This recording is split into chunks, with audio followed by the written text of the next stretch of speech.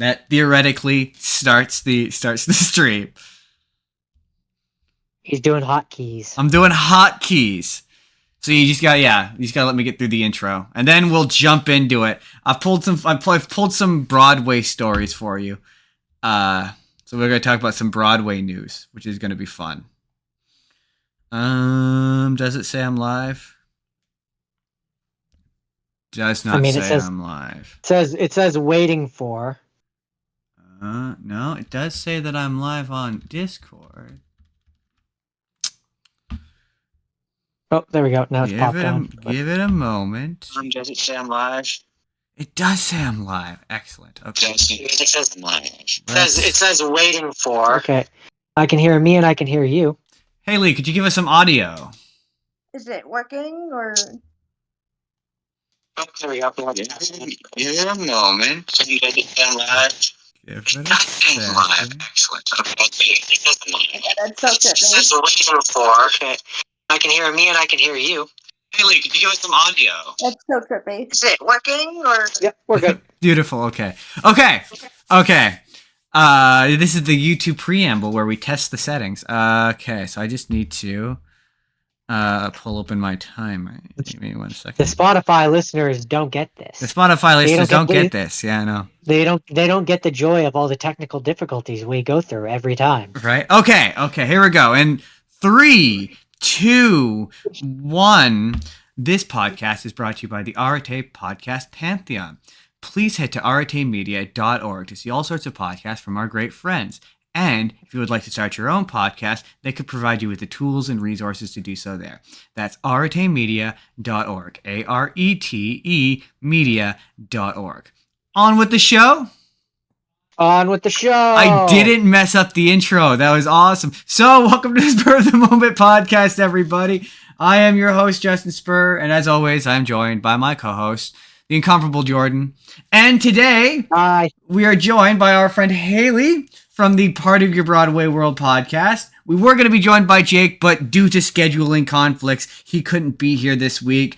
So he'll come another time and talk about Don Bluth movies or another topic. I'm thinking maybe I'll ask him on in October to come on one of the many Halloween episodes we're probably going to do. I'm thinking maybe 2, but possibly 3. Welcome back. It's welcome back once again. Today, we're going to begin with some Broadway news, including we're going to talk about the Wicked trailer for a bit. And then I've got some what is Lin-Manuel Miranda up to next. Gotta open my stories here. Spider-Man, who's directing Spider-Man? I got Venom. I'd like to know if Hailey's gonna watch Agatha all along, because there's some Broadway people in there, and that is interesting. And then later, Hailey is a Disney person, so obviously we're not gonna talk about Disney. We're gonna talk about DreamWorks, we're gonna talk about Blue Sky, and we're gonna talk about Laika. And we're going to play my favorite game of, I don't know whether or not the guest has seen these movies, so we're going to be like, has Hailey seen these movies? It's going to be fun. Stick around. Let's start off with, because I promised Hailey when I did her show last that we talk about the Wicked trailer. Let's talk about the Wicked trailer, because I have questions. First off, my first comment on it is, the last trailer. Did you see the last trailer? Have you been just watching all the trailers?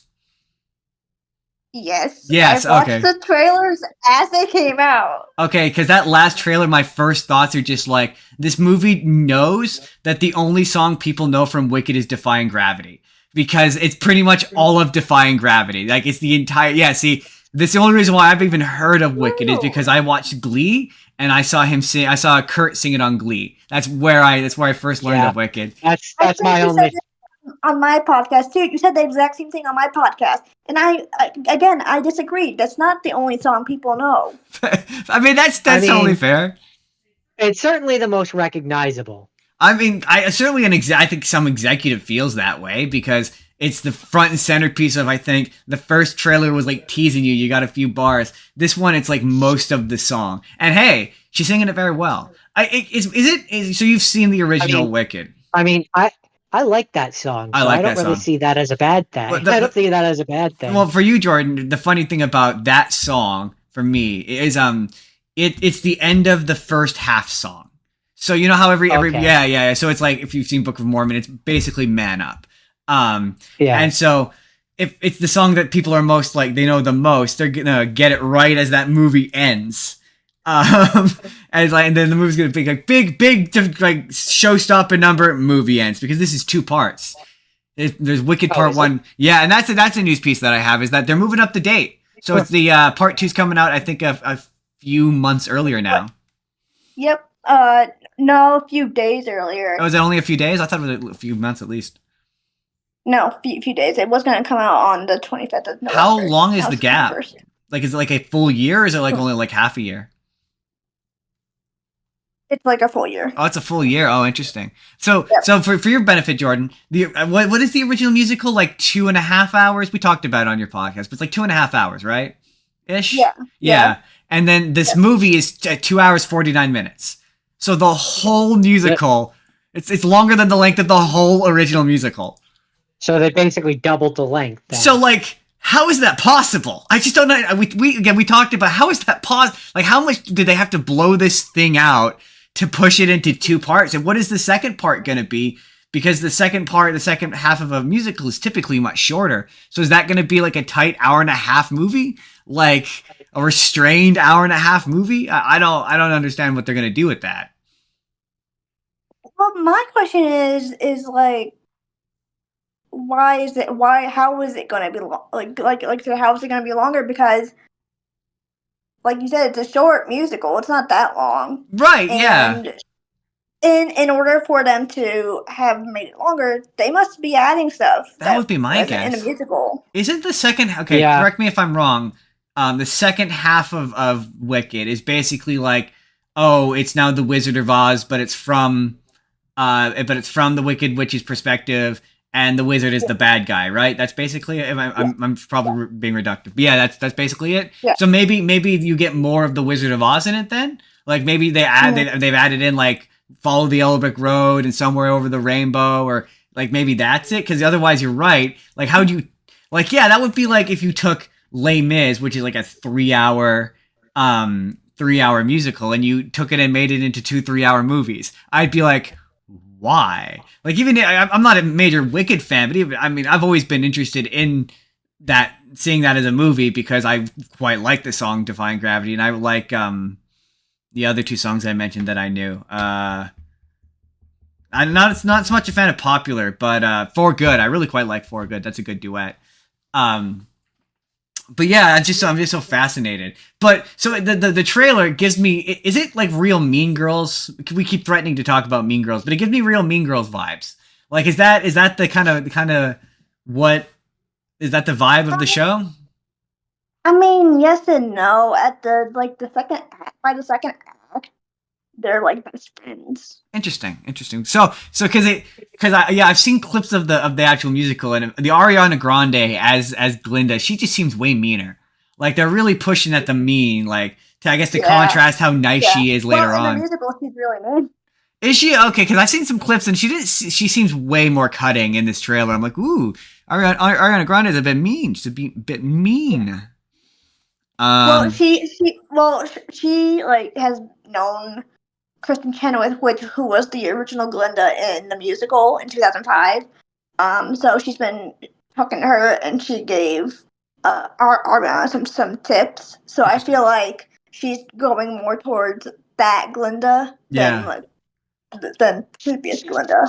Fair. And when I think of it, I mean, as much as I'm giving it grief for being 2 parts, I kind of prefer that, because I'd much rather that than what ends up happening with a lot of musicals, where they wind up cutting a lot out, and like a lot gets missed in adaptation from stage to film. Whereas this is like, this feels like it might be overindulgent. I don't know. I mean, it comes across like they might be adding in deleted elements, or elements that didn't make it into the original musical. Maybe. Yeah. I mean, being a person who doesn't know much about it, I'm mostly devil's advocating here. But yeah, that's maybe what it sounds like. Sounds like it could be to me. Maybe, yeah. I don't know, but no. I mean, I'm gonna check it out. I'm gonna be there. My only problem is Peter Dinklage. Yeah, I mean, look, it's got a little James Corden in there, so I'm like, ooh, I am a fan of Peter Dinklage, though. like I say, the thing that I liked about it was it felt suitably like epic. Is how I would describe it. Like this is what this needed to feel like. It's giving a very theatrical kind of energy to it in its trailer. And I quite like that. So speaking of um Broadway. I know you're one of your favorite Broadway stars. Patti LuPone blew my mind.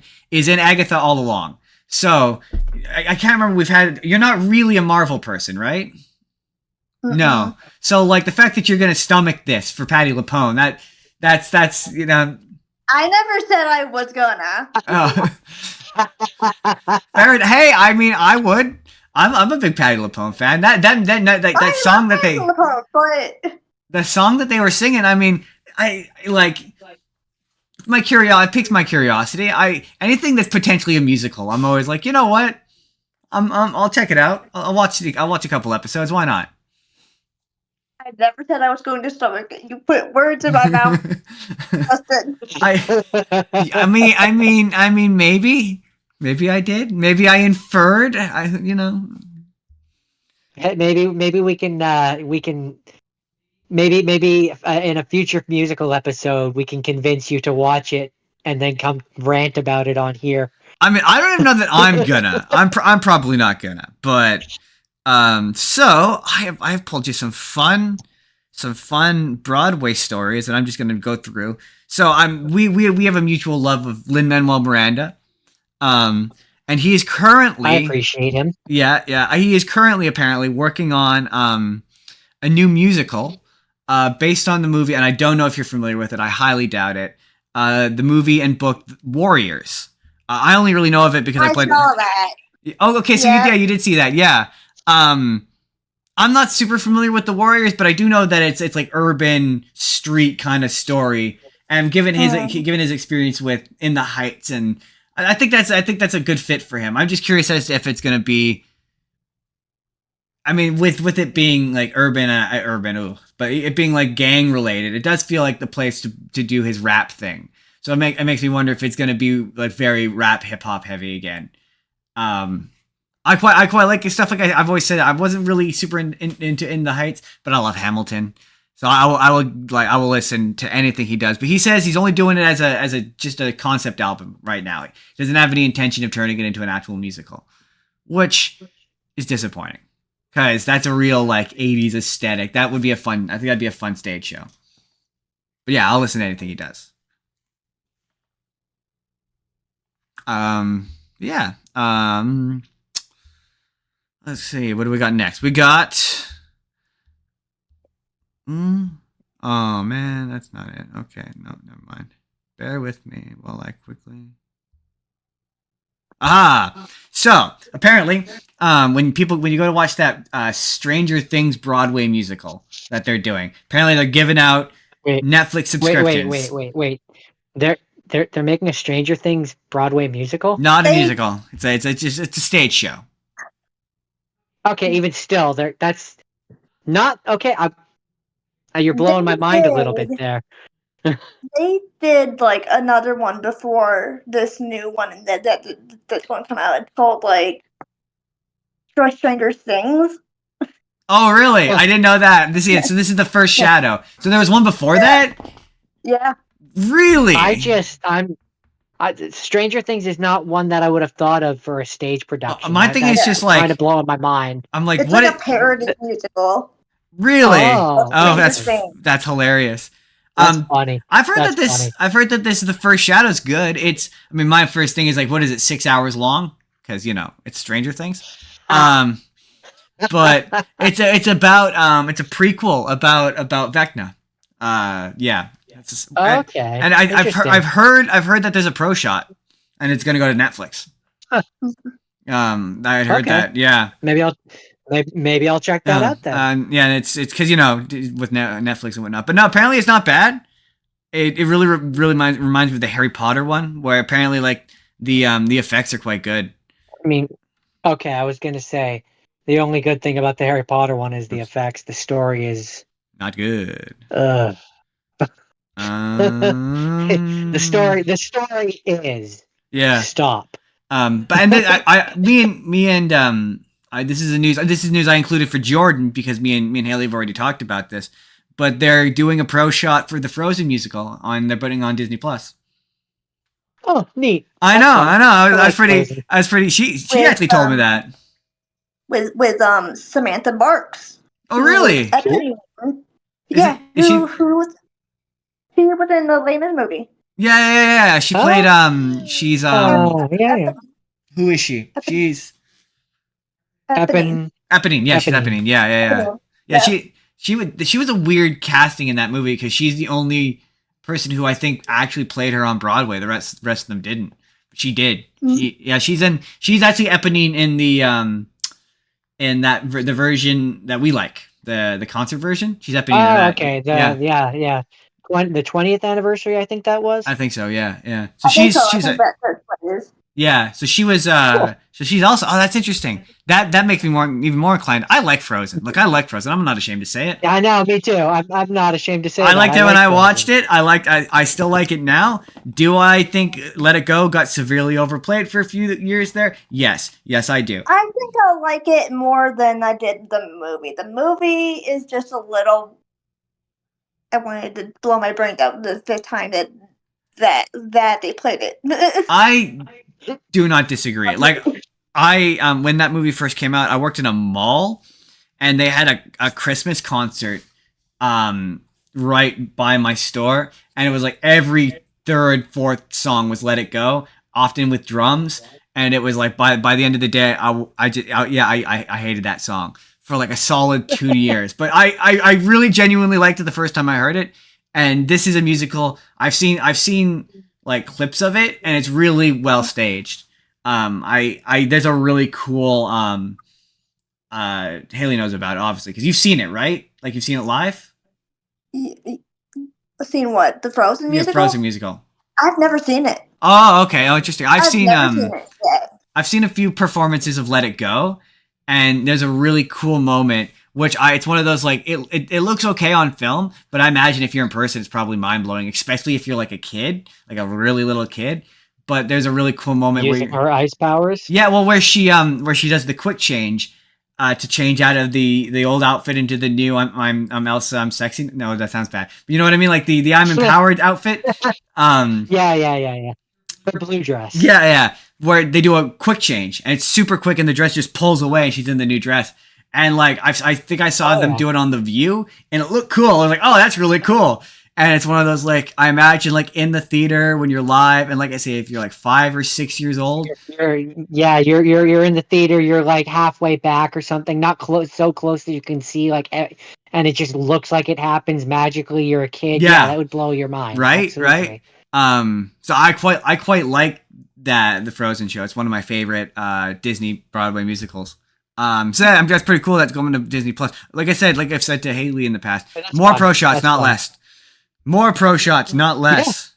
Not less pro shots. I mean, yeah, because it gives people opportunity to see something that they can't. Like, I will probably never be able to actually watch something on Broadway. Yeah. So Well, to be able to not experience it. Sorry?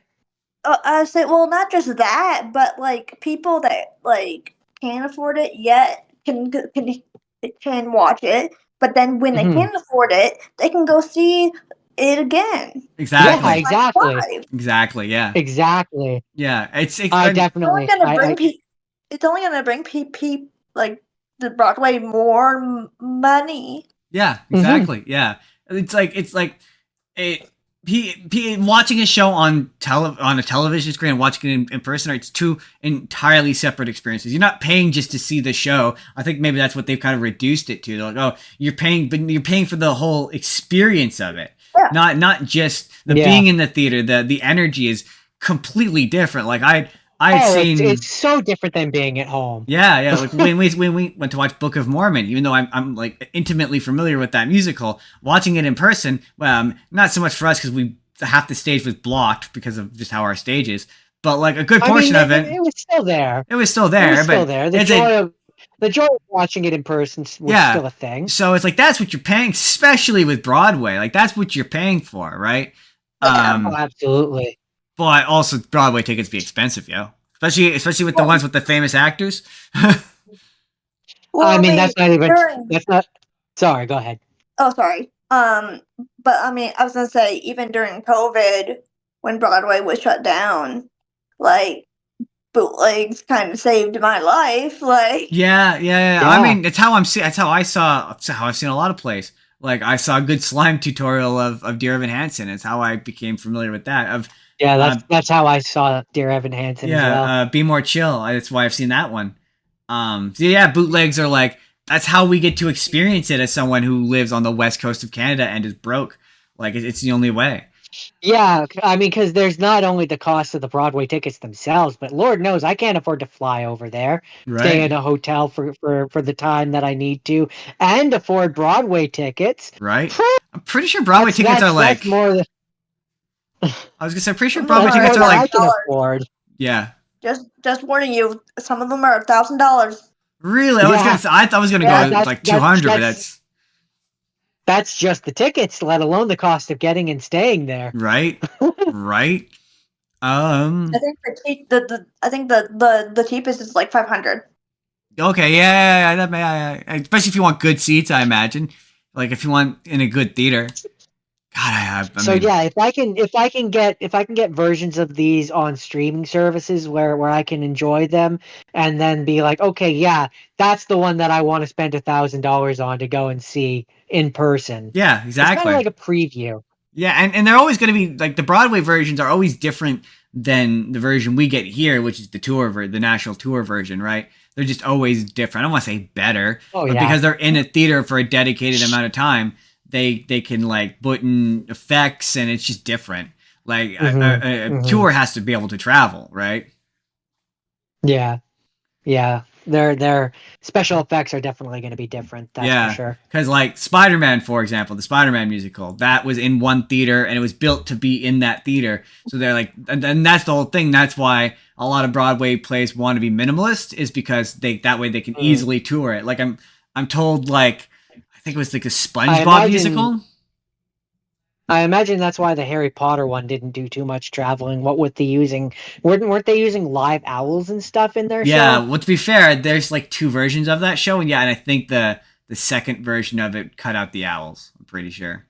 But like Yeah, the I'm not SpongeBob sure, musical, for but example, I think was notoriously difficult to tour. Or like, oh, there's one that was, I can't remember. I can't remember which one. But like Phantom is another one, which that the tour version's different. Like when it's in a theater in a residency, there's a big set piece where they drop a chandelier that they just can't do when they tour because it's just logistically They still do impossible. it. Do they still do? They I heard that I Yeah. heard that they don't do it. No, they do it.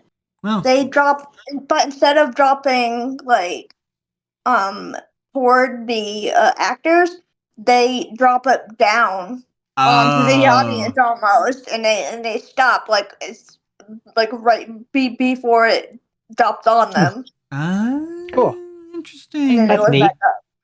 Interesting. Neat. I'm Neat. learning. I I'm learning all sorts of stuff today. This is fascinating. So with that, we're gonna talk about a slight bummer, but me and Haley talked about it on an episode of her podcast. We're gonna talk about the sad passing of James Earl Jones, and we're gonna take a moment to be like major bummer, and what a legend. That's sad. Well, let's preface this by saying we started to talk about James Earl Jones. We went right into other musicals, And then and we then we went limited it back to back James. into James Earl Jones. Always made it back onto the rails.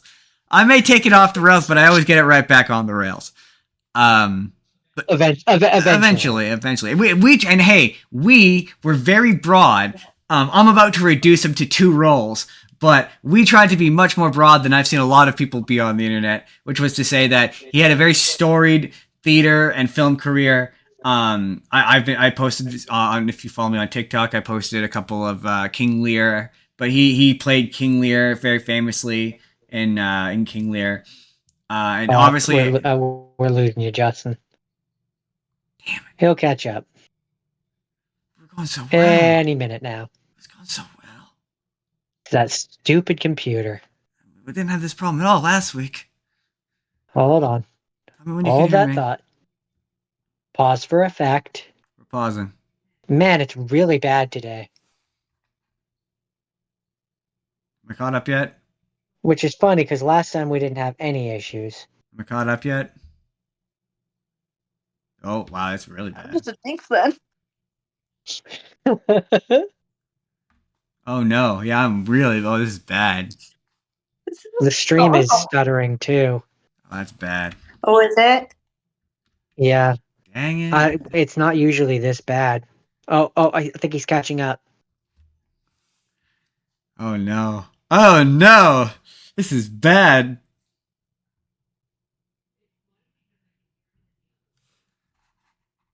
Oh, no. Audience, I've lost Discord.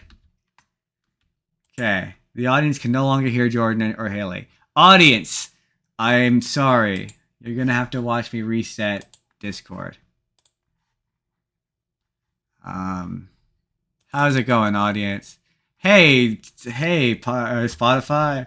Watch the Spur of the Moment podcast. I'm doing an impromptu ad while I refix. I'm coming back. My Discord just straight up crashed. Okay, we can. Yeah, I was gonna say it's not usually that bad. I said that, so that sucks. The entire stream crashed. Did it? Yeah, it's down. Ah, crap. Shouldn't be. I think It is. No, I'm not. I'm still streaming. No, not on YouTube. You're not. According to OBS, It's now a 24-minute and 4-second video. What the hell? Okay, well, I'm telling you, OBS is wrong. What do? Do I? Ah, crap. That sucks. You stop. Theoretically, starts the. Okay, I guess I stopped streaming. The stream will no longer be live. I'm still live though. Stop streaming. Man. See, this is because we didn't have any technical issues last time. Of course, this time we have to have like the worst kind. You guys are gonna have to. Sorry. You're gonna have to bear with me because, unlike the previous version of OBS, it doesn't remember what you just typed in. So you got to give me 2 seconds to retype in everything. Well, not retype anything because I can quickly repost it. Just give me 2 seconds. Copy paste most of it. Yeah, that's really dumb. That means I'm gonna have to combine those into. It means more work for you. Yay! It's gonna be a really awkward cut. Okay, sorry. Yeah, where you just put in some like sort of funny joke in the middle. Yeah, funny joke. Like that song. Da da da da da da da. You know that one. I mean, thankfully there's enough of a little buffer there of you guys going, well, he's gone.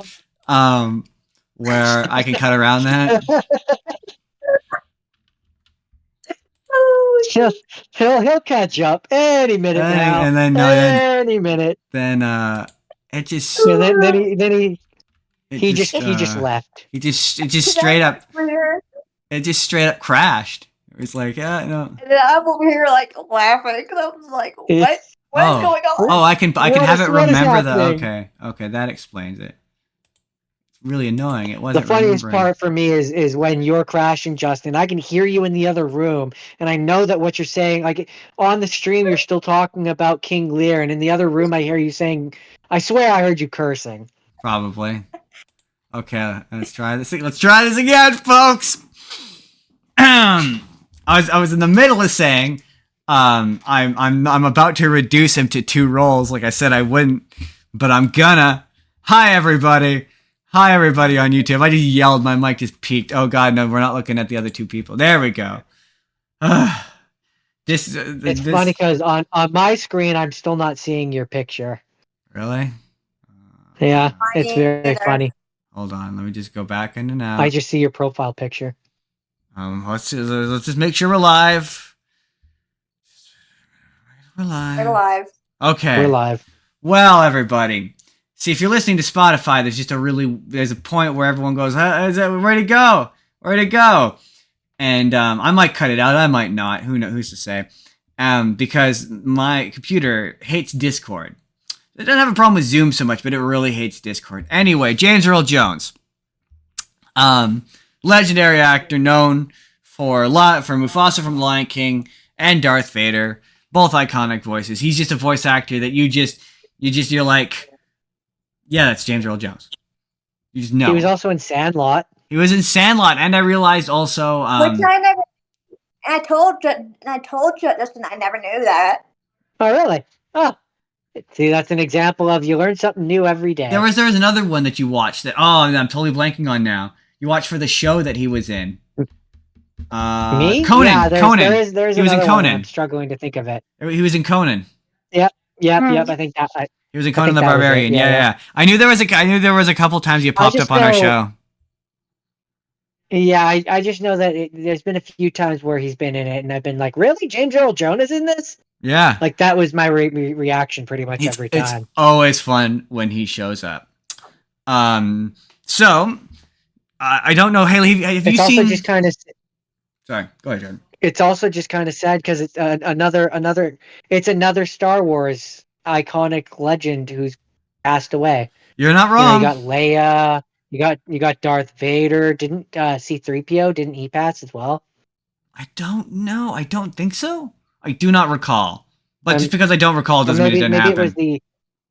It might have been the actor who played R2-D2. Oh yes, he did. Yeah, that was. I'm pretty sure he did. Warwick Davis. I'm pretty sure. No, I know he might still be alive. I'm pretty sure he might still be alive. I honestly don't know. I just remember. Yeah, I just know that there's been a few. So. I know Jordan did, but Hailey, have you seen the most recent Invisible Man movie? Are you talking about the 2014? No, it wasn't 14. It was. I want to say. What year? What year was it, Jordan? You just watched this. I want to say 17. The last one they did. Is it the one with Elizabeth Moss in it? I think so. Pretty sure. Well, there's one that came out in 2020. Is that the one? Is Elizabeth Moss in it? That's gonna be the. Yes. That's the one you watch for the show, right?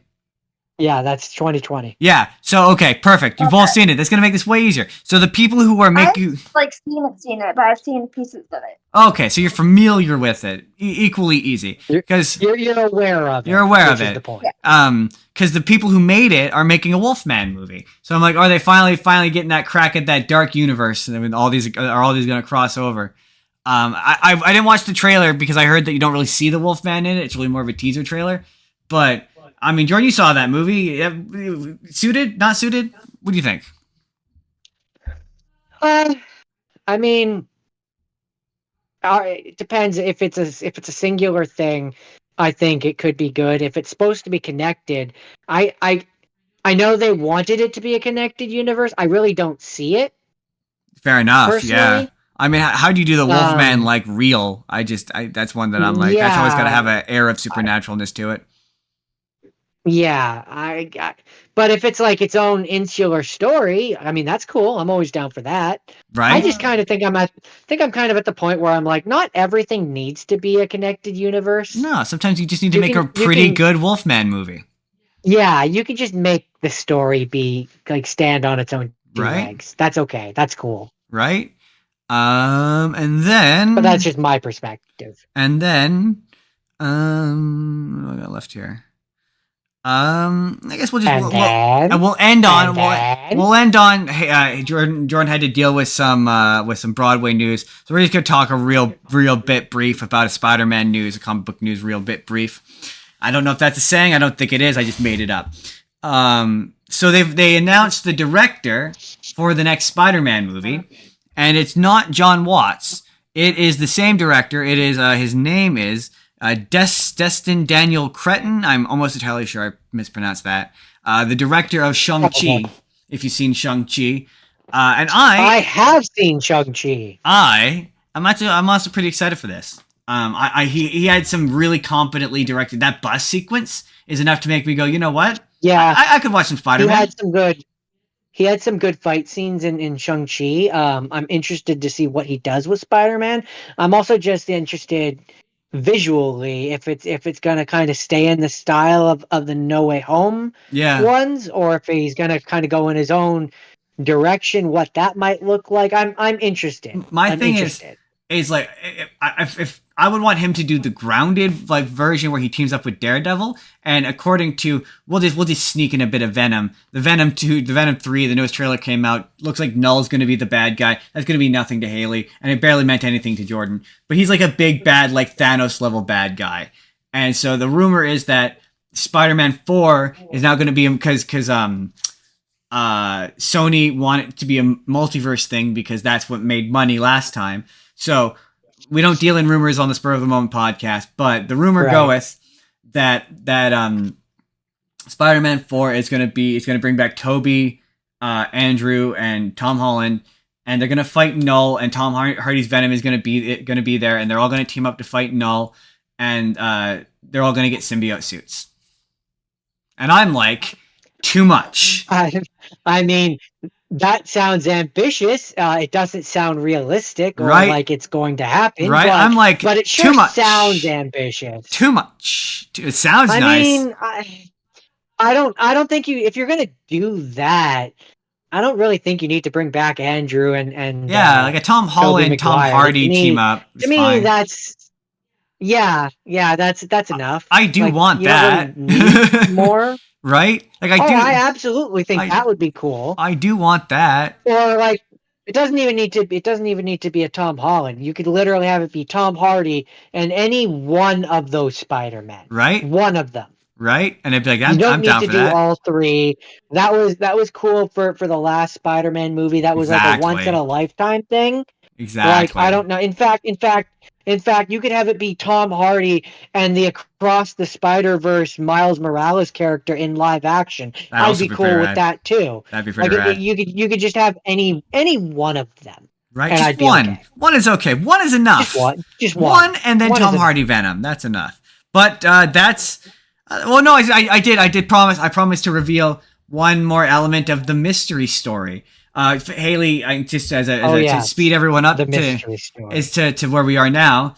There is a mystery story that previously when we were supposed to have guests on, they couldn't make it, so I punted the mystery story into the future, and I've decided every time we have guests on, we're going to reveal a little bit more of the mystery story until He refuses to tell me, his loyal co-host, and it's eternally frustrating. So and it's not a that's the bit. thing. It's not a bit. He has no idea it's- off air.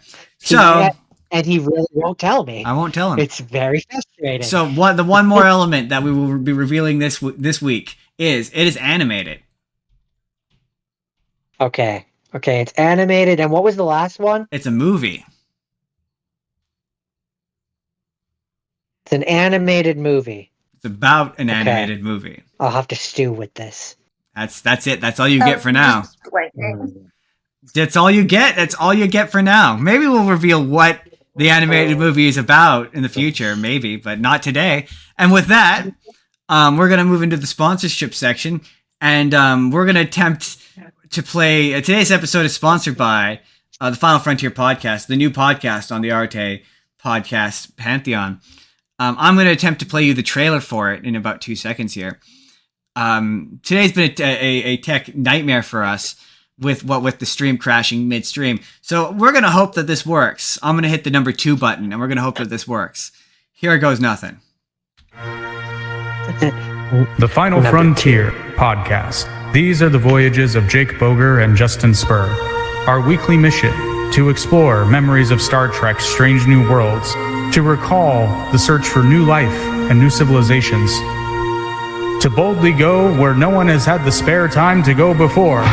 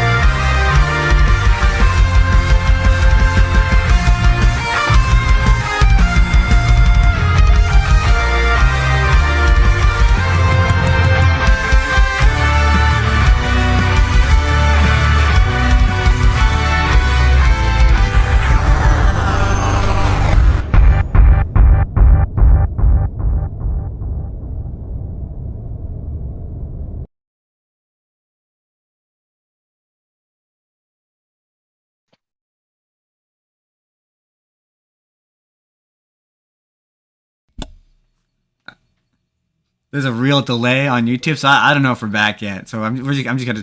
Oh, we're back. We're back. Okay. Yeah, that was the trailer for the Final Frontier podcast on the Arte podcast. It's pretty good. It's like this, except for by this point I take notes, which has impacted this show in the sense that it's made me tempted to occasionally take notes, so I actually remember the bad jokes I make when I watch these movies.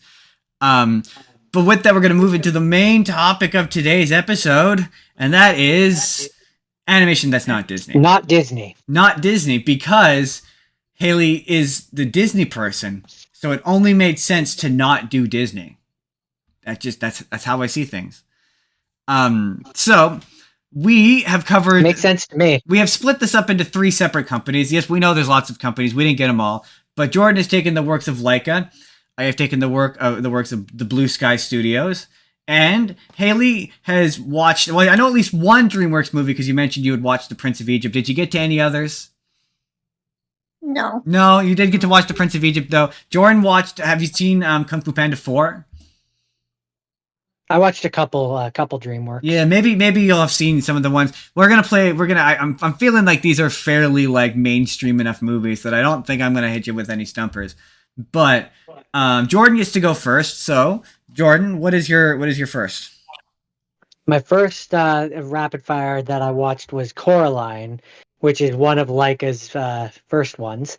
So we begin with Hailey. Have you seen Coraline? I loved Coraline. Beautiful. Excellent. I also love Coraline. It's a cute one. It's one that I really enjoy. I remember for the longest time on one of my YouTube playlists, I had that Coraline song, making up a song about Coraline. That's the lead singer of They May Be Giants, which I didn't even know. I was like, oh, it's an actual like pop star, like a singer. Oh, I didn't know that. Yeah, I know. Neither did I. I know. I learned that. Oh, Justin's having lag again. Gosh darn it. Are you there, Justin? I'm here. Okay, good. It was just a momentary sputter. All right. Yeah, no. One thing that I found that I find funny about Laika movies in general is they really have a trend of being kind of creepy for children's movies. Yeah. So Coraline is definitely cute, but like part of the movie is her hunting down dead children's like eyes, spirits, souls, what have you. Yeah. Which for a kids movie, I'm like kind of intense. Yeah. The other mother is like, you're like, why? Because I don't know if it's all of them, but I know that some of the people from Laika, they came over from the Nightmare Before Christmas, I believe. Because I think the director of that, I don't know, did Coraline, I believe. But yeah, that movie's suitably creepy. Other mother is upsetting. She's an upsetting figure. I mean, yeah, the point where they're like, we need to take your eyes and replace them with buttons, and I'm like, oh yeah, no, keep that needle far away from my eyes, right? Please. It's also just, I mean, stop motion animation to me. Yeah, they're of the bunch the most ambitious. Is impressive. Yeah. Well, her whole thing is, she made her world more so beautiful and so fun and exciting, and she takes like things from what each of her victims loves, and she puts them in her world. Yeah. Mm-hmm. So then it entices a child to want to do that. Yeah. Yeah. And there's definitely comparisons that are pretty immediately apparent near the end of the movie of she's a spider. She's a spider luring these children into her web so that she can, do her thing. Eat them. And so, yeah, eat them, kill them, take their souls, what have you, What have you. Absorb their childlike innocence and energy. It's kind of creepy, right? Which hey, that's what it's setting out to be. It is. Which my thing is like not enough modern kids animated movies traumatize children nearly enough. Like when you go back and you watch like animated movies from like the 70s, the 60s, 70s, whatever, or even the 90s, as far back as the 90s, we've been discovering is like those movies are borderline upsetting at times. And like I just don't think I don't think the minions are like upsetting enough. Like I think the minions need to be more upsetting. Like that's my stance. That's my stance I'm taking today. Is that the minions need to be more upsetting. They're not upsetting enough. Really fun fact. A really fun fact though is I learned last year that that Coraline was Laika and not Disney. Oh, interesting. I mean, I can see why you would make that mistake. Yeah. Because it does seem like it's a different. And to be fair, that would be a horrifying, terrible Disney movie. It would be because I mean, but it's got the vibe of like an old school Disney. It would harken back to like a Hunchback of Notre Dame, kind of level of Disney, where it's not afraid to traumatize. It's not afraid to be upsetting. Yeah. Jordan, do you have anything more to say about Coraline before I move on to? I mean, it's a good movie. I enjoy it. I do enjoy that one. That's my final thoughts. I enjoy that movie. I don't think it's their best though. I think we'll. Oh, I mean, I like all of the Laika movies. I watched all 5 of the Laika movies. I'm excited for the 6th one that's coming out. Yeah. But I watched them all, and I like them all for different reasons. It's on the upper end of my scale. I like the fact that that because they have a low filmography, like they don't have that many films. They only have 5.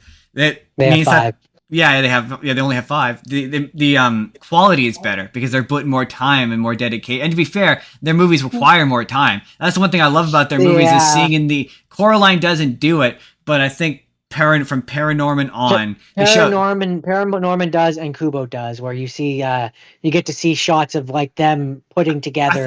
I thought the models or. Sorry, Paranorman sucks. Hot take. Coming in hot. Respectfully disagree. We are gonna get there. We'll get there. But there's the box trolls. There's a post credit scene, I believe, where you see them being worked on while they watch people do stuff. I think so. I think there's one in box trolls. I think you're right. I hated both of those. Oh really? Oh, well, that's okay. It's interesting, contrasting view. Justin, are you there? I'm here. Justin. Jordan. I hate this stupid computer. Hello, Justin. I'm here. Justin? I'm here. Can you hear me? I can hear you. Hello, Justin. I can hear you. Okay, good. He's back. I hate He's this. Back. I hate this so much. It's Anyway, really just like it muted it. Yeah, it's kind of just like you stop and then you cut back in. It's so frustrating. It's fine. Anyways, it's fine. It's fine. Well, don't worry. We're gonna make our way through the other Laika films because they're all on my list. Yeah. But Coraline, like I said, Coraline is on the higher end of my scale. Fair enough. See, I think I'm the one with the ones that, or with at least the one of the ones that I watched that is just straight up bad. But we're gonna get there. So my first one is Rio.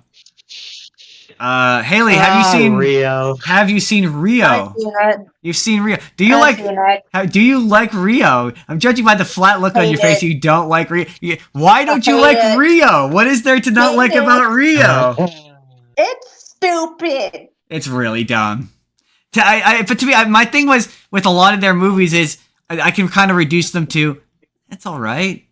It's all right. To the point where I want to turn up that bird into fried chicken. I don't care. But like also, my favorite character in that movie is Jermaine Clement as the cockatoo, because to me he's like the perfect representation of a cockatoo. Where like if a cockatoo likes you, they love you, but if a cockatoo doesn't like you, they're a mean bird. Like they're a mean animal. Like I don't know if you've ever seen like cockatoo videos online. Totally worth it.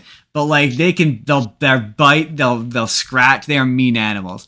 And yet Jermaine Clement I can't remember what the character's name is, but as that cockatoo, that in the second one, he's just so unhinged as that character. Like I don't think there's a performance where I haven't liked him. Like in Say What You Will About Moana, Shiny is one of the best songs in that movie.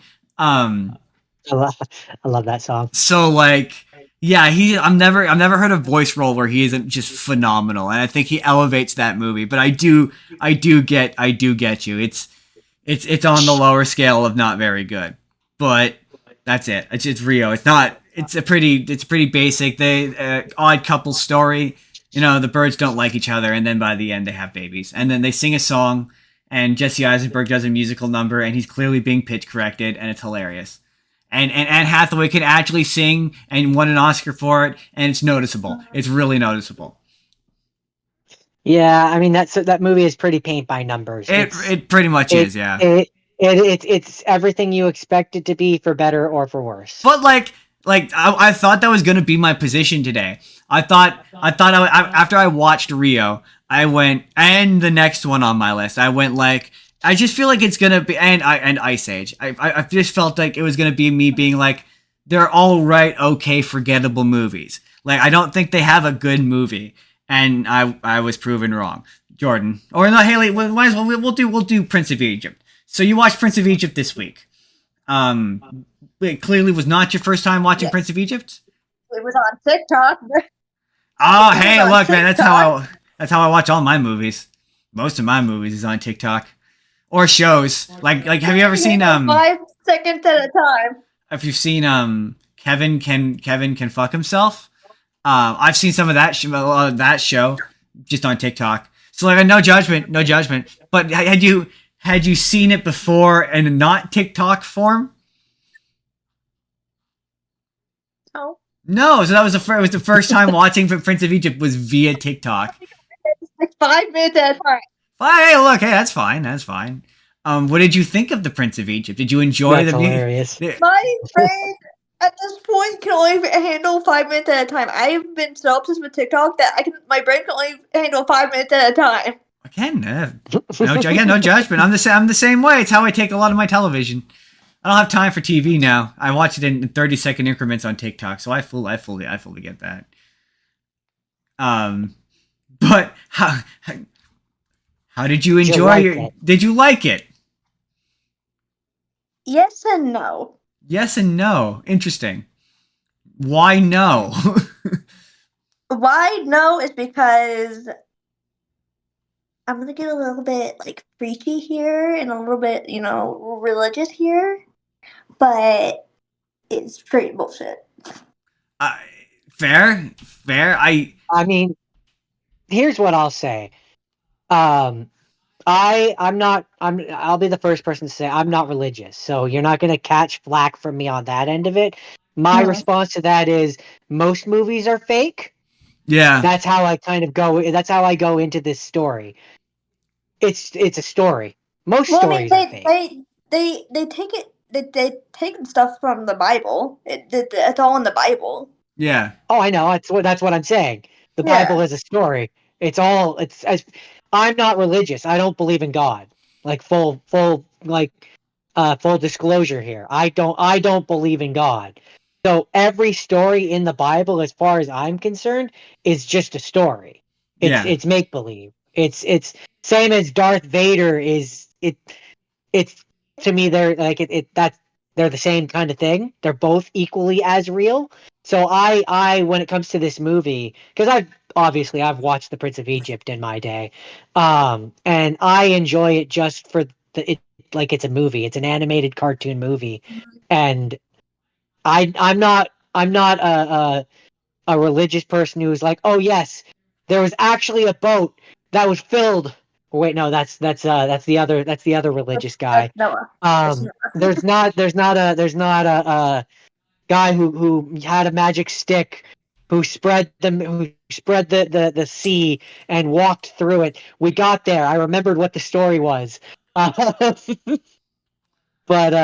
so I can enjoy it just as a story. My thing is, it's like the scene where I can't remember her name. The woman who put her baby in the basket. Oh yeah, I don't remember her name. No, Moses' mom. Moses' mom. Yeah. Mom. Puts her baby in the basket. Like, you can't tell me that baby fucking survives for real. Like, come on. Well, I mean, as far as the Bible is concerned, it did. That's kind of, I mean, that is probably. I mean, in terms of a movie. Sorry, Justin. Oh, I just said, as far as the Bible is concerned, it happened.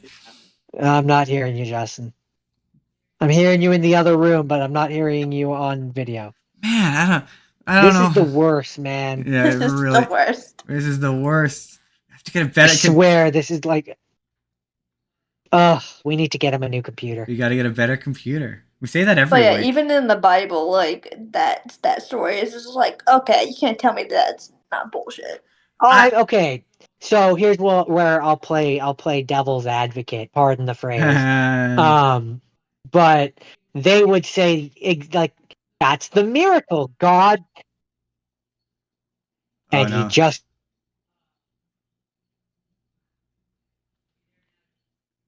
Damn it! Come on, man. Why does Discord keep fucking crashing? Am I at least still live?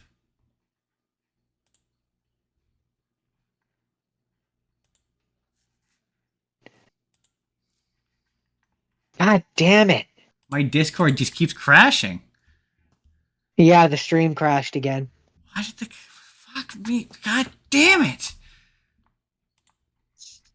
Hold on, I will fix it. It doesn't say. It's the thing that's frustrating is in OBS it still says we're streaming. Okay. Yeah, well, that's because I don't think it's OBS which is crashing. I think it's your internet. I think it's the what. There must be something wrong with the Wi-Fi stick that you're using. There must be. Oh, it remembers it. Oh, perfect. Okay. Sweet. I don't have to retype it. Good. Create broadcast. Good. That saves us like 10 minutes. That's gonna save me time next week too. Oh, I don't have to remember these. Dang it. That's fine. I have to check it every single time. Hi, everybody. Welcome to part 3. I hate Discord.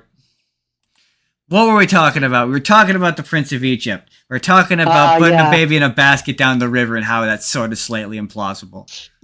And you said as far as the Bible is concerned, it's real. I was saying while we were waiting for you to catch up, I was saying to Haley that they would argue the Bible, the people that believe in the Bible would argue that that's the point. It's a miracle. God is the one that saved the baby. The magic sky god is the one that kept the baby alive because he had a plan for him and he wanted to make sure that he survived so that yada, yada, yada, yada, yada. But in terms of a movie, a structural movie, and that's the tact that I'm going to be taking this is from a movie standpoint, he's got main character syndrome. He has to survive so the movie can happen. That is true. That's why the baby can survive is because he's the main character. Yeah. He has to survive. Be a decidedly shorter movie if an alligator he's the Tony Stark. Yeah. He has to survive the desert. Sorry? Potato. It'd be a decidedly shorter movie if an alligator just ate the baby. Jumped up and ate Moses. Yeah. Okay, but what did you think of the music, though? You must have liked the music. Sure, and much darker movie. A much darker movie. What did you think of the music? Surely you must have liked some of the music. The song that she sings as she's putting the baby in the basket. All right, okay, fair enough. So overall, you did not care for the Prince of Egypt, is what you're trying to say nicely. Which is totally fair. I mean, fair enough. Fair enough. Not every different strokes for different folks. Different strokes for different folks. I appreciate that you watched something that you hadn't seen before. That's always great. How do we know we don't like things? Other than like the animation, like the animation was beautiful. Like, don't get me wrong, it's a beautiful movie. But other than the animation and then that one song, it was garbage. Hey, I mean, look. That's such a strong word. Garbage is so strong. Okay, I'll give you it. I mean, that's fair. That's fair. Yeah, Everyone is entitled to their opinion, right? And we respect. They can be like, "What the fuck?" We respect all opinions. And look, we respect all opinions. And look, the animation is beautiful. Like, there's a lot of beautiful animation. A lot of really fun. Like the chariot sequence at the beginning is very fun. Yeah, and if you're not a religious person, I don't feel that movie is overly pushy with its religious messaging, but I can see how it would be. I think segments of it are. But I that's where I say uh, maybe I'm blessed. I don't know, however you want to word it, in the fact that I can watch a movie that's supposed to be religious and it's just a story to Yeah, me. enjoy it It's for a its. story as valid as Darth Vader and the Death Star, or Frodo and the One Ring, or third example that I can't think of, Or other examples. Let me put it. where it's like Let me put where it. they're all Oh, sorry. sorry. I was gonna say. Let me put it to you guys this way. I believe more in the Death Star and Darth Vader being real than like every religious thing Oh man, that happened. you guys are gonna get me canceled today. I mean, yeah, I'm not. I just am. I don't disagree. I don't think it's real either. That's where I say I just can enjoy it as a story, I'm like gonna as have an a opinion fictional, that doesn't get not me not canceled. not real, not real story. Um, if other people choose to believe that it actually happened and it's real, that's hey, power to whatever you choose to believe in. I don't, but Well, actually, I hey, will say that there is. no I judgment. think there is historical evidence. Oh, not to turn this into a historical podcast. That's not what this is. But I think there is historical evidence that Moses was real. Like he was a real person at the very least, and that he existed. But I don't actually know.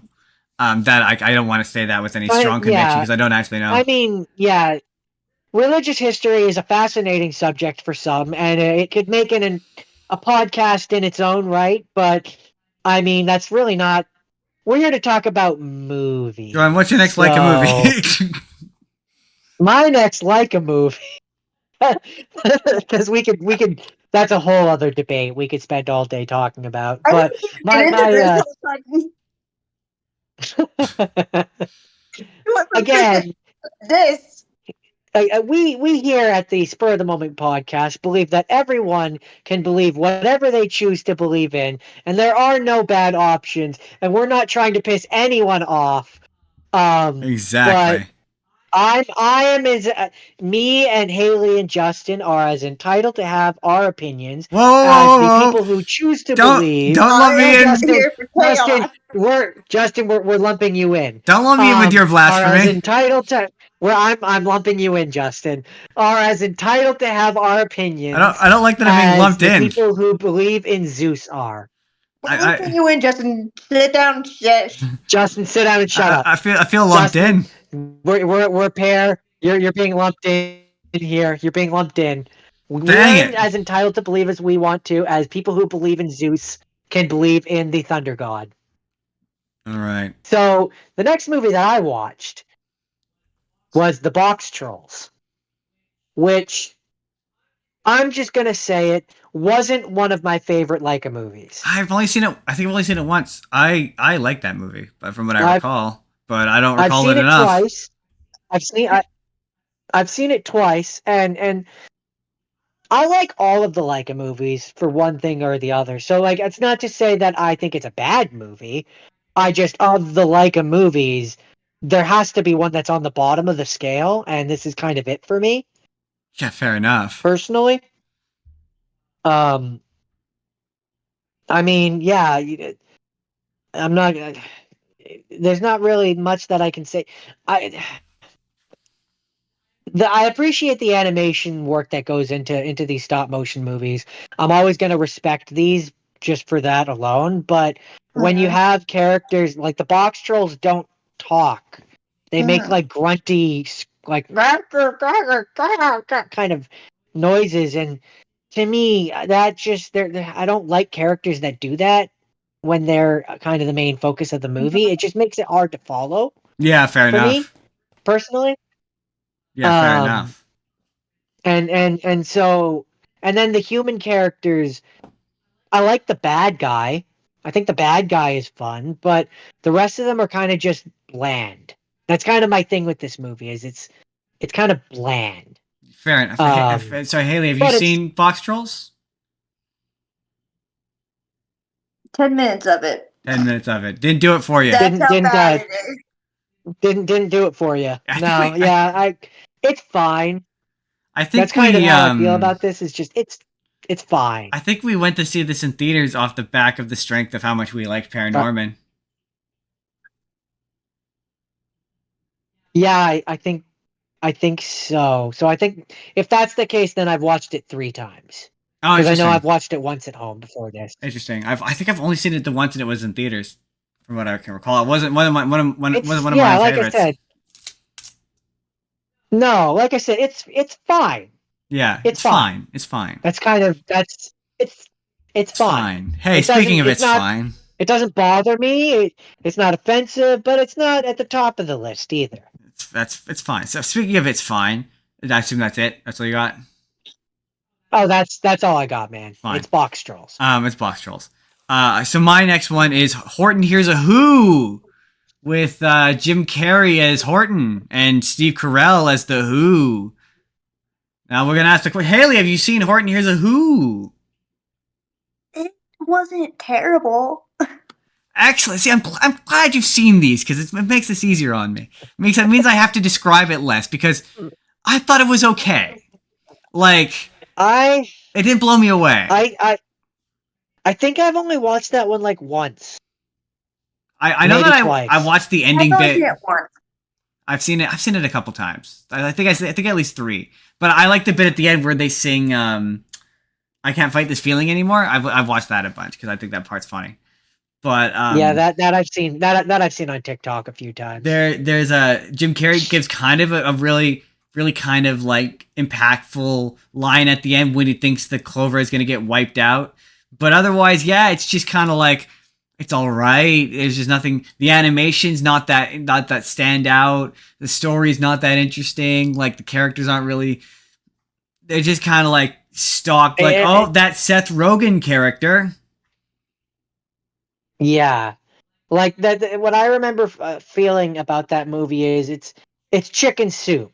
Like it's not like super interesting. It's not hurtful. It's just kind of exactly what you think it is. Yeah. Like Jim Carrey, he clearly wants to be like, oh, I'm a voice acting guy, and he just, I don't know, he's just not giving it. It's a character. I don't know if it's just the writing or I don't know what, but it's fine. It's fine. This was the point where I was like, because I watched Rio and then I watched this, and I was like, you know what? They're okay. Like they're not offensively bad. You know what? I think I understand why this movie studio isn't around anymore. Right? Yeah, pretty much. I'm like, they're fine movies, but they're not really moving the needle for me. Like, yeah, they're okay. So that's it. That's all I got for. That's all I got for Horton Hears a Who. Burnett in it? She was, yeah. She was. She plays like, the kangaroo lady. She's the kangaroo, and yeah. I will say that the movie does a really good job of like demonstrating fake moral outrage, like because she's a Carol Burnett is a kangaroo who is pearl clutcher. Dang it! Give it a second. We need to deal with this issue, man. We really do. I think he's back. You're back. Carol Burnett plays what is known as a pearl clutcher. You would know it. You would know the character as Reverend Lovejoy, Helen Lovejoy, Reverend Lovejoy's wife. Yeah. Real 1980s moral panic and moral outrage. Like she riles up the people into being afraid, kind of character, and she does it very well. She's very funny. There's a funny. The modern definition of her, I believe, would be a Karen. Yeah, Karen. She's a real Karen. She's a real Karen. And then Will Arnett. I only know her from Annie. Oh yeah. She was. Yeah, she absolutely was an Annie. Interesting. Yeah. She's Miss Hannigan. Okay. Interesting. And then Will Arnett's in there. He's a pretty funny vulture guy. He's got some funny lines. Joe, what's your next Laika movie? Yeah. I forgot he was in that. Yeah. Well, my next movie is not. All the rest of my Laika movies are my have scenes and have not scenes. So my next rapid fire is Chicken Run. Oh yes, Chicken. Figured I'd stay in that kind of style. Of animation. That's stop motion. So let's start as always. Haley, have you seen Chicken Run? I don't think I have. I okay. could see why you wouldn't, because is that not Aardman? That's Aardman, right? No, it's DreamWorks. Yeah, but did Aardman not do the animation? I have no idea. I'd have to look it up. Because Hold on. I'm almost Let me get back to highly you. Aardman. If you're not, you may not be familiar with them by name, but they did. Are you familiar with Wallace and Gromit? They're the guys that make Wallace and Gromit. Yeah, they're the guys that make Wallace. Are you familiar with Wallace and Gromit? I've seen Wallace and Gromit. Yeah, they're pretty sure they did. We lost Justin again. I'm pretty sure they did Chicken Run. Hold on. Chicken Run, produced by Pathé and Aardman Animations. Yeah. In partnership with DreamWorks Animation. Interesting. So that makes me wonder if like DreamWorks came in and was like, "We'll fund," or they saw Wallace and Gromit and were like, "We'll fund whatever weird movie you want to make," and they went, "Hear me out, chickens." So, and they want to run. For those who haven't seen it, essentially, Chicken Run, very basic movie, is about these hens are on a chicken like on a farm, treated horribly, and they want to escape. And that's kind of the entire plot of the movie. It's a parody of like Great Escape, like internment camps, kind of, and they're in what is essentially an internment camp. And yeah, a rooster, they think he can fly, gets in, and they're in a egg laying farm, and the owner wants to convert it into a chicken pot pie farm, which kind of seems like it has a shelf life. I mean, it certainly seems more, just as a person who's worked in that industry, it seems far more expensive to have to constantly buy new fowl. Yeah, as opposed to having a continuous source of them laying eggs. Right? You'd have to like she's got like 5 or 6 of them that, okay, assuming that she takes all of them, then she's got to buy more, and that just seems more expensive than. But then again, I see the argument. I mean, not to get into the business details of how this company would work, but I could see why you would also want that as a for sure source of product, whereas otherwise you have to rely on and this is kind of the point of the movie, is the chicken's egg laying abilities are declining. Sure, but then I would be like, why she wants to convert to that style is because, yeah, for sure source versus chickens maybe not laying eggs. Sure, and so, anyway. But Justin, are you still there? I'm still here. I'm still here. Are we even recording right now, Justin? I swear to God, if we have to restart for a 4th time. Yeah, so far as I know, we're still live. Because the stream is absolutely stuttering right now. I know. I'm still on Discord, so as long as it seems to kick me, or it seems to, dang it, motherfucker! I hate today.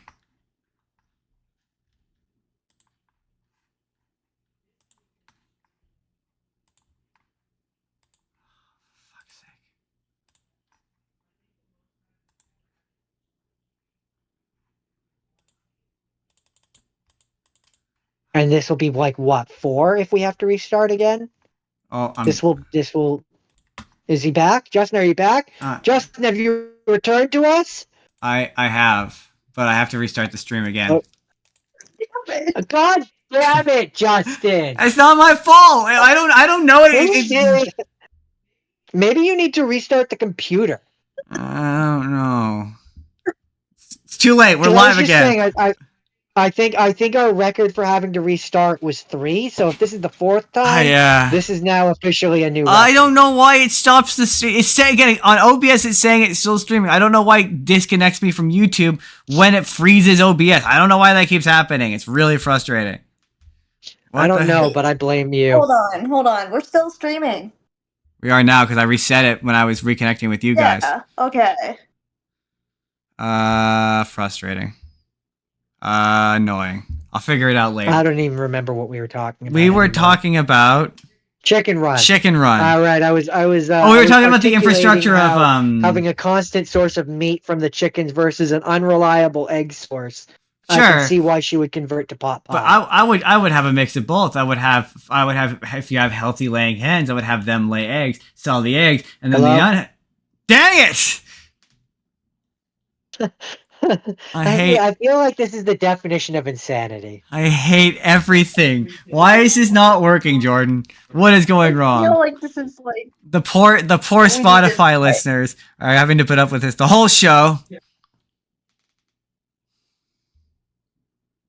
Sanity. That's so weird because that during that little stretch there, it was like we were traveling through time where like you were jumping through conversation. Oh, Like you went from talking about the eggs, and then you're like, God damn it, why isn't this working? Da da da da da da, and then like a third section of this is so weird. It's so weird, and it's exasperating, and I blame you. Don't. The poor Spotify listeners, Jordan. The poor Spotify listeners. oh my god. I hate. Okay, Chicken Run for the egg production. We can do this, guys. We can do this. I'm determined. We'll keep this together. We'll have, Hold you'll it have- together.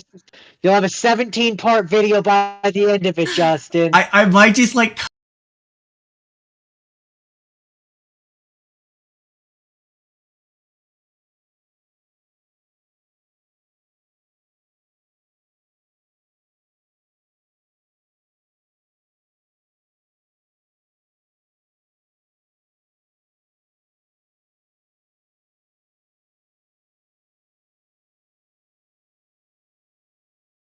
Haven't seen you for the past No. like hour. I hate everything. Yeah, I don't know. I But- don't know what to do. But like you show when the stream is going, you show up there, so it really doesn't matter if I can see you, as far Okay. as I'm concerned. You show in the stream. So Yeah, as long as the stream is chugging fine, that's all that really matters. But I'm gonna have to. I think what I'm gonna do is I'm gonna splice the like 1,000 parts this is gonna turn into. See, for me, it doesn't show The that I'm 17. streaming. the 17,000. No, it just shows upcoming so far, Does it? but I assume it'll catch up eventually. It says I'm streaming. Yeah. Okay. Yeah, there we there's go. usually like a 17-minute delay. You know that. Okay, there we go. Okay. Hi, everybody. I'm thinking it must be the Wi-Fi stick that we have in the back. It must. I mean, be. it could just be. It could be the computer itself. Just it doesn't have the what is it, RAM or whatever that it needs. But I could also believe it's the Wi-Fi. I don't know, man. card. We had 4 people in one episode, and we didn't have this many trouble. It does not seem to. Discord keeps crashing for some reason. I don't know why. This computer just doesn't like Discord, and I cannot figure out why. To be fair, how many programs do you have open in the background? Just Discord and OBS. Are you sure? Yeah. Okay. If you say so. I don't know. Weird. Anyways, we talked about Chicken Run. Yeah, We talked didn't about really Chicken Run. get to, but we didn't get to talk about it a lot. But I've kind of given up on it because it seems to be the thing that's killing your stream. So let's move on to the next thing. I mean, what else did you have to say about Chicken Run? That it exists. It does. Let's talk about the next one. But my one thing I would say about it is in terms of the egg production. We're talking about egg production. I would keep Right. both egg producing chickens and like when they were unable to produce, then like do both. And then last that is that way you're producing a healthy farm. You know what I'm saying? I mean, from what I understand, I think that's kind of what they were doing. Mhm. Because the eggs, like once they stop laying eggs, they take those chickens away. Oh, fair So enough. I think they were selling that meat. She just wanted to no longer have to worry about the birds laying eggs and just wanted to jump straight into the turning them into pot pie part of it. Fair enough. That was my last thought. That was my last thought on Chicken Run. Unless you had any That's more. fair. No, I mean it's got that Wallace and Gromit style. Yeah. So it definitely feels like one of their movies. Them's organized. Days indeed organized. Them's organized. So, moving along in my week, my thoughts that they make all right movies, right? Blue Sky, they make all right movies. And then I looked upon their filmography once again, and I was reminded that they made the Peanuts movie. I like that movie. That movie is really, really good. Have you seen the Peanuts movie? Are you a fan of the Peanuts at all? If you're not familiar with them by that name, Snoopy and Charlie Brown. No and no. No, you're not a Snoopy and Charlie. I love me some Snoopy and Charlie Brown. Oh, I've seen like the original Peanuts. Okay, so you're familiar with them as characters. You've just not seen this movie. I've seen. Sorry, Haley. I think he's having lag issues. Justin, are you there? I'm here. Yeah, I had a feeling because he's not usually one that cuts people off like that. So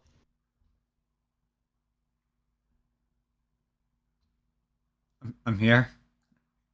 you're here. I'm here. You're back. I'm back. I never left. Yeah, I had a feeling you were lagging there because Haley kept trying to say stuff and you kept talking over her, and I'm like, Justin doesn't do that. Oh, what was Haley saying? Before I rudely cut her off. Jordan. Haley was saying that she has she has watched the original Peanuts. Yeah. I've watched the original, So you're familiar with but them as I've never characters. seen like the new one. Gotcha. Yeah. It's cute. Do you like them as characters? Are they like characters you enjoy? Like, did you grow up with them? Yeah. Yeah. Because if It's you like them, the new movie sucks. what? The new movie's so I good. like the new movie. The new movie nails. cute. Yeah, it's cute. It's a nice low stakes. There isn't really much of a conflict. I just love how his friends are never-endingly dicks to him. And the thing that's great about Charlie Brown, I find in any animation, is they always sound the same. Like, you're always like, that sounds like Linus, or you're like, that sounds like Charlie Brown. Like, it's always the character first. Am I lagging again? I'm lagging again, aren't I? Yeah. Yeah. Where'd you lose me? You were talking about Charlie Brown, and then it got all garbly. Well, the thing about Charlie Brown is garble, garble, garble, garble, garble, garble, garble, Yeah. garble, garble, garble. No, the thing about Charlie Brown is Yeah, that sounds about right. the thing about Charlie Brown is they always nail the voices. So it always sounds like Charlie Brown, or it sounds like Linus, or it sounds like Lucy.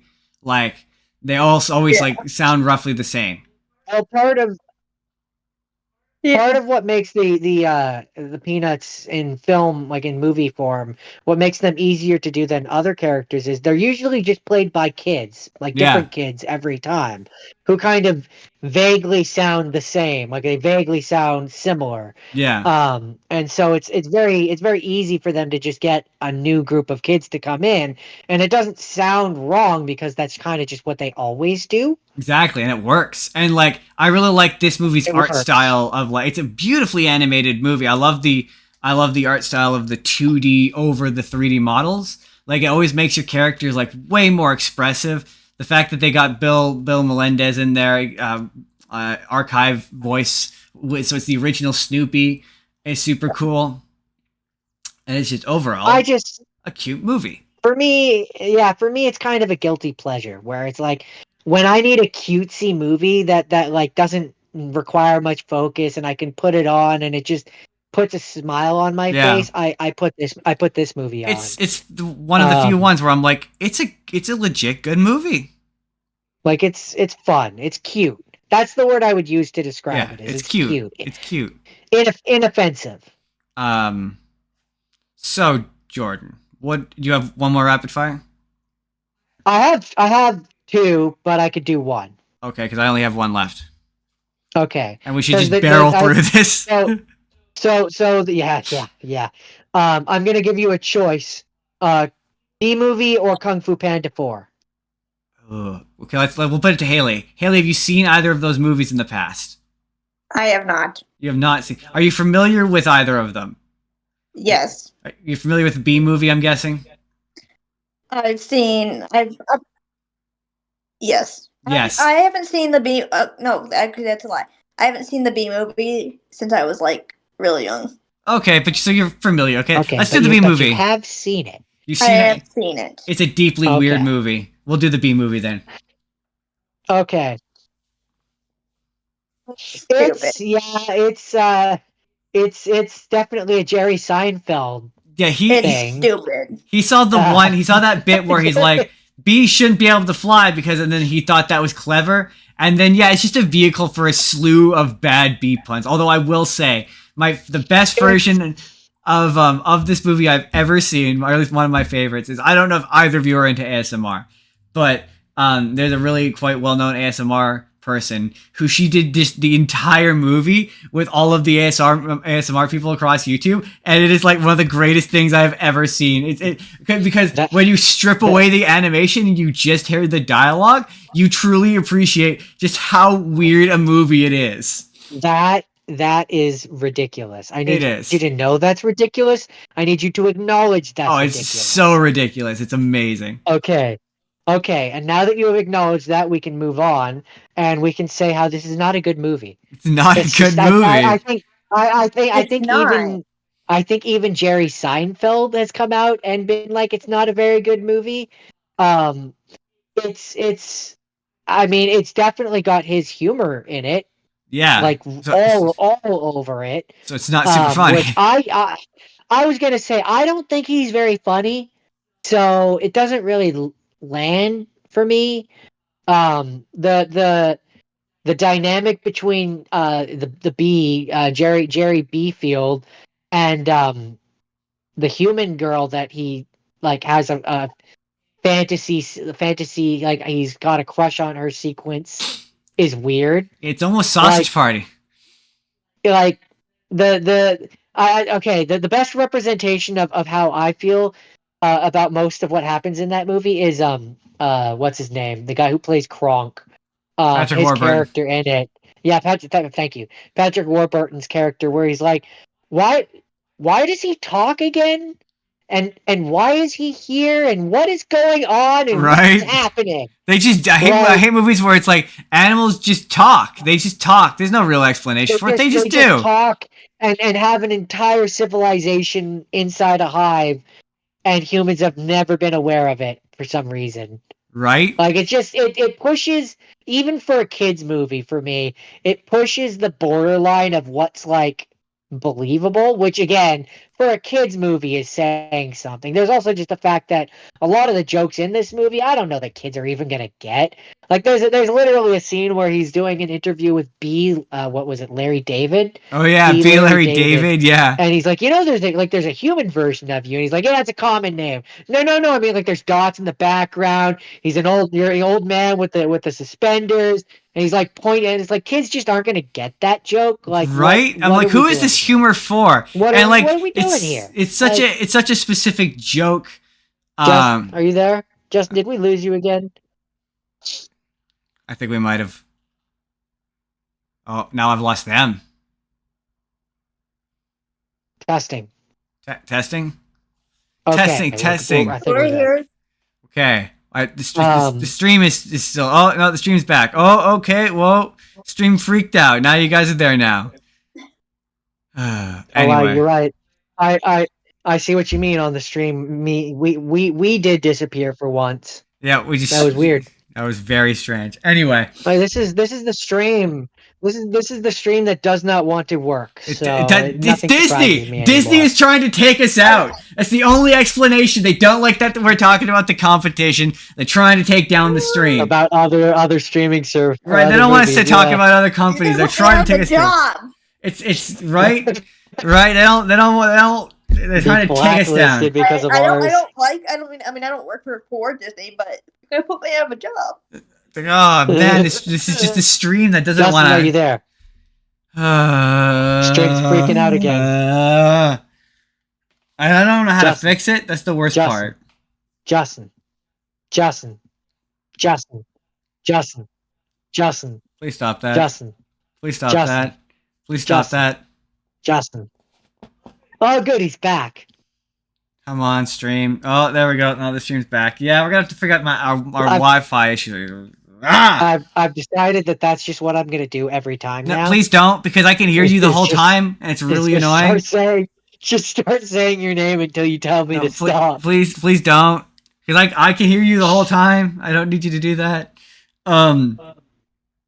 So yeah, that's my last rapid fire. Unless you want to talk about Kung Fu Panda 4. No, I'm good. Not Okay. that badly. He's That's the getting last one rapid. away. That's the last rapid fire. Because I only have one left anyway, and it's epic.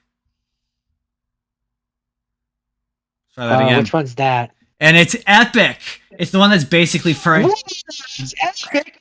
God, that's so cool. No, I did that because I thought I froze, and so I went to do it again just in case just because you didn't react at all. So I thought maybe you didn't hear me. So that's why I said epic. No, that's fair. So you would go, I what? understand. I've never heard of I this movie that I've seen. I think I've seen that. That's the one with the clankers, right? Or the clanker, the guy who runs around, and they're tiny people. Yeah, I don't recognize the name Clanker, but yes, it's where they're tiny people. Clanker. It's where the little guys. They're inside the house, and the dad is like stomping around. Oh, Super slow, Stomper, and they're laughing. Stomper. Stomper. Yeah. Yes, it's Knew it was basically something like that. It's basically a variation of Fern Gully, where except Yeah. for the girl gets small this time, Yeah. and it's Yeah, got that's Aziz the one. Ansari as a slug who threatens the other guy, and I'm pretty sure it's got Colin Farrell in it, and it's okay. It's another one that it's their attempt at fantasy epic, and like in terms of like its animation, it's a lot prettier than the other movies like Rio and Horton Hears a Who are very basic in terms of their animation. This one actually looks cool. Some of the action sequences are fun, and some of the voice acting performances are fun. It's got Christoph Waltz as the bad guy. He's pretty fun, but it's just kind of Fern Gully. It's funny that you say Fern Gully. I watched this one, and it more reminds me of Arthur and the Invisibles. I could see why you would say that. I could definitely see why you would say that. That's what this one makes me think of, with Malthazar and the one kid and Yeah, the characters, and you know the one. We didn't do. Hailey, have you seen Epic? Have you even heard of Epic? No. No, you're not missing much. It's all right. It's on. By the way, all of mine are on Disney Plus. It's fine. It's fine. All of mine are on Disney Plus. Just so you know. So if you're inclined to watch any of these, it's on Disney Plus. Disney Plus. Disney Plus. See, that's the one word that comes through every time. So clearly we're being sabotaged. All these movies are on Disney Plus. Just See, so everyone knows. Mine are not on any of the streaming services that I had, and I had to seek them out. All right. Other means. Jordan, what's your first major have seen? My first major have seen is, it's funny that Hailey said she didn't like this one, because this is my favorite Laika movie, Paranorman. Oh, Paranorman be so good. This movie's so good. I love Paranorman. The last section where it's him talking to the poltergeist, the girl. Yeah, it's really good. Oh, it's beautifully animated. So It's well written. The performances are good. I feel I got robbed at the Oscars, but I imagine Hailey will probably disagree with me. She probably thinks Brave should have won it. I don't think so. I think Brave is a worse movie. That's not to say that I think Brave is a bad movie. I just think that Paranorman is a better movie. And I'm sure it is something. That's the important thing. He thinks it's something. One day we'll find out what. But we'll get through this. We'll get through this podcast one day. One day we'll get through it. I think you're completely wrong. I'm sure you probably do. I really like this movie. I think you're 100% wrong. Why do you think I'm wrong? Just because Brave is way better. Ooh, my thing with Brave, I just thought that movie was. I always forget about it. It's in the pantheon of Pixar movies. I forget it kind of exists. So if I'm putting Brave up against Paranorman, sorry, am I cutting Justin off? Is he still talking and we just didn't hear him? No. Hold on. No. Are you there, Justin? You're done. Okay. If I'm putting Paranorman up against Brave, I like both, but I think for me the reason why I would tend to like Paranorman more is because it's different. Whereas for me, I like Brave, and I like the characters, I like the story, but it's a little more paint by numbers for me. Like Yeah. it's kind of exactly what I would Also, expect it to be. yeah. Um, Also, as I expressed whereas earlier, sorry, Jordan. I was gonna say, whereas with Paranorman, you kind of have more of a zany cast of characters who, I mean, I'll just say it. I appreciate that. The I can't remember the character's name. Hold on, I have it here. The older brother. When you find out, like the entire movie, the sister is kind of fawning over him, and she's like totally into him. And Casey or Mitch Down, she's totally into Mitch Down, and so at the end of the movie, after everything happens, she's like, oh yeah, we should totally watch a movie. And he's like, oh yeah, no, my boyfriend is totally into chick flicks. And I'm like, the fact that they just like last minute of the movie, it wasn't like a major part of his character, and they just say that, Yeah, it's pretty like cool. it's like they don't make a big deal of it, and it's just a thing. That to me, I like I that. like that. Like I I like. thought I that was a mean, nice touch. as I said earlier, I like my kids' movies And to be. so Sorry, Jordan. uh uh uh uh uh no, we're just not hearing what you're saying.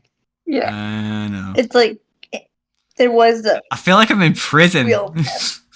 Yeah, there was the spinning wheel of death. God, I hate the spinning wheel of Yeah. death. Again. Um. Oh, I heard that. I like my kids' movies to be a little bit different and a little bit bolder, and I think that Paranorman kind of captures that a little more. Whereas Disney, Brave is everything Disney or Pixar, as the case may be, where it's like it's basic, it's simple, and it's fun, and it's cute, and that's fine. I don't have an issue with that. But if we're talking about winning an award, I think to win an award, you kind of have to push boundaries a little bit. And I personally think Paranorman kind of did that a little more. Yeah, I like like I said And earlier. again, that's not to say Whoa, Justin's catching up. Like I said Justin? earlier, yes. You're there, okay. Like I said earlier, I like my kids' movies when they're a bit darker, and yeah, I think Paranorman. I'm not gonna get to talk for the rest of this podcast. Every time I try to talk, every time. Yeah, it doesn't want to let you speak. Oh, it's so frustrating. What the fuck? I'm starting to get pissed off. Like I'm starting to get mad. I mean, that's fair. I'm getting a little frustrated. Yeah, I like my. Okay, we're gonna push through this. Hailey, why don't you like Paranorman? What's the matter? What's the matter with you? Jesus Christ! God. I feel personally attacked. No, okay. I don't like the animation. I don't like the story, and I don't like the characters. Oh, okay, the animation, that's fair. That I'll give you. Because stop motion is just that's not for everybody. I didn't really appreciate it myself until later in life. Like as a kid, I was always like off put by it. I preferred the smooth 3D animation of a Disney film. But That's Coraline is stop motion. True, but I understand in this case it's a bit more what's the word I'm looking for? Weird. This one's more stylized. Yeah. I get it. When you say I don't like the animation, I get it. Coraline's I get it. better stop motion. And it's also older, so it's for me. It's one of those things where, I don't necessarily think how to word this.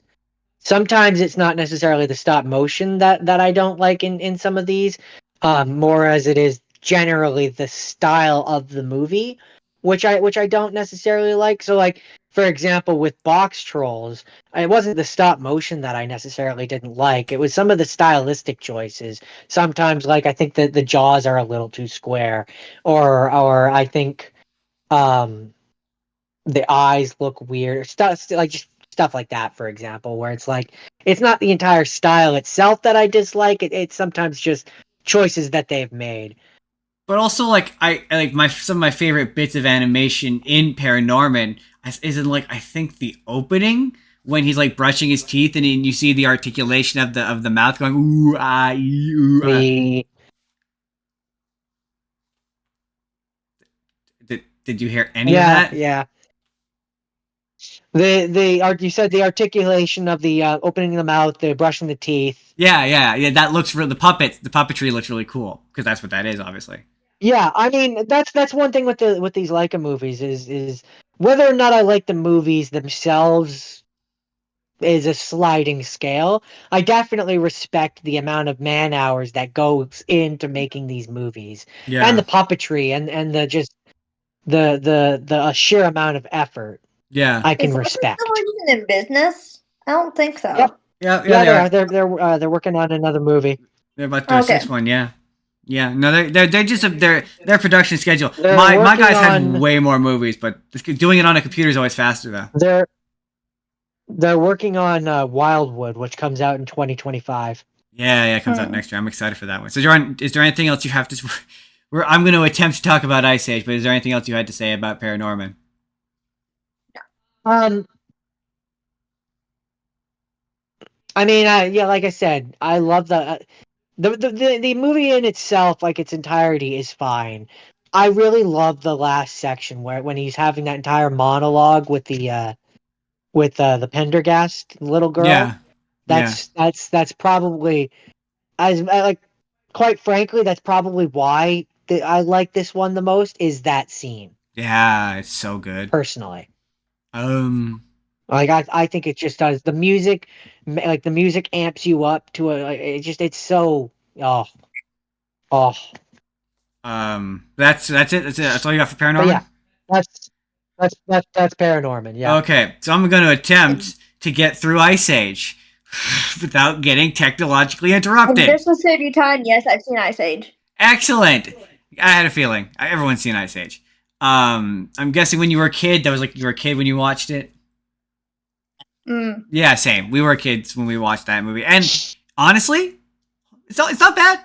I was expecting it to be bad because I remember some of the later Ice Age movies being bad, and or looking bad at least because I never watched them until today. But it's honestly, I remember the first one being good. It's honestly pretty good. Better. I know I've seen the second one. I don't remember it. I honestly don't. I like the second one better. And I like it better because Queen Latifah. Oh, so that's when she gets it. Okay, because have you seen all of them or just like a few of them, like us? I've seen just a few of them. Okay, because and they're working on 5, I think. 6. 6. Yeah, 6. Okay. John Leguizamo, he revealed that they're working on number 6. Yeah. Which no, please don't. I know, man. We're gonna get to the 5th one. The 5th one, real bad, yo. Just a spoiler alert. 5th one, real bad. Yeah. This one, I think I'm pretty sure I've watched the first 3. I'm pretty sure I've watched I know I've seen this. I know I've seen the second one. I couldn't tell you a thing about it, but I know I've seen it. Too. The first one, I was surprised by how funny it was. Of the animated movies of that era, I think it's maybe one of the better looking ones. Now, could that be because it's all in snow and none of the background environment animations have to look that great? Could it be that? But I thought that the models were expressive. It's an hour 20, so it's got to get to a point. Like the character arcs are real short. They're real short. But I was impressed by how I didn't just hear Ray Romano. I was like, I hear Manny, the character. You know what I mean? I'm learning now. I need to check in to be like, you know what I mean, to make sure that you guys can hear me. You know what I'm saying? You know what I'm saying? You know what I'm saying? I'm gonna develop that as a habit, and it's gonna be this show's fault. But yeah, I was surprised by like it's a real kind of who's who of actors who aren't really around all that much anymore. Like Ray Romano, Dennis Leary is in it. Like I said, John Leguizamo. Overall, yeah, I was impressed by how not bad it was. I was expecting it to be bad, and I was like, it's not bad. Not bad at all. It's okay. It's okay. Jordan, I think you guys I was telling George, I was telling Jordan earlier. I was like, I jinxed you guys when I came on. Uh, I mean, it might be, I know, I just don't think it that because we've been able to support 4 people before with no problems. So it's me, I'm the problem. I just It's can't figure out Justin. why. I blame Justin. I think what I'm gonna Team do Christmas. after the show today is I'm gonna uninstall Discord and reinstall it and see if maybe that Yeah. solves my Discord problems. Cause yeah, I don't. Yeah. It's weird To and be it's fair, inconsistent. when was the last time it was updated? Because that might be a thing. I've never updated it since we started doing the show. So I mean, yeah, that might not be helping. that's it though. That's it for Ice Age. Jordan, what's your next half scene? My next half scene is Kubo and the Two Strings, God, that movie's which so is good. it's so good. It's another one where that's at the top of my list of I favorite think Leica that's their ones. best movie. As much as I love Paranorman, I think that's their best movie. To me, that's like Leica's Princess Mononoke. If you've ever seen, like it's their like swan song, their opus. Like it's everything, every I technique mean, led to that epic movie.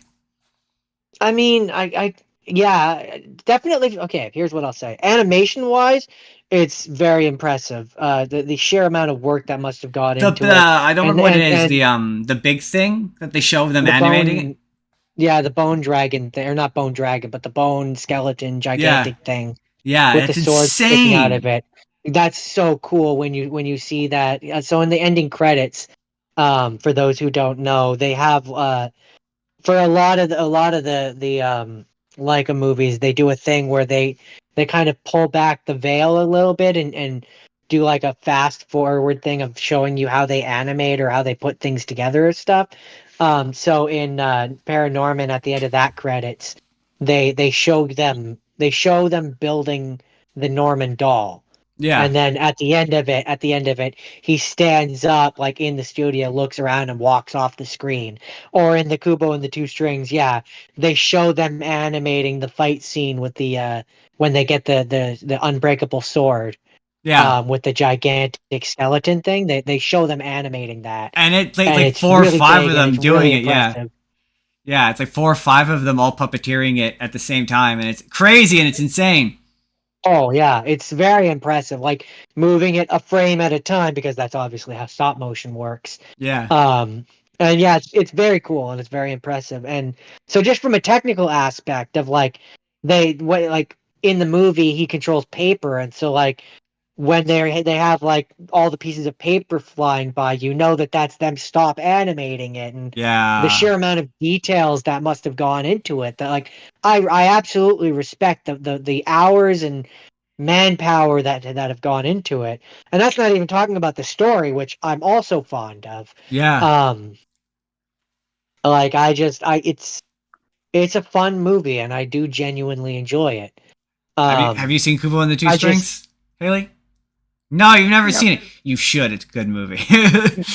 yeah, I think you should.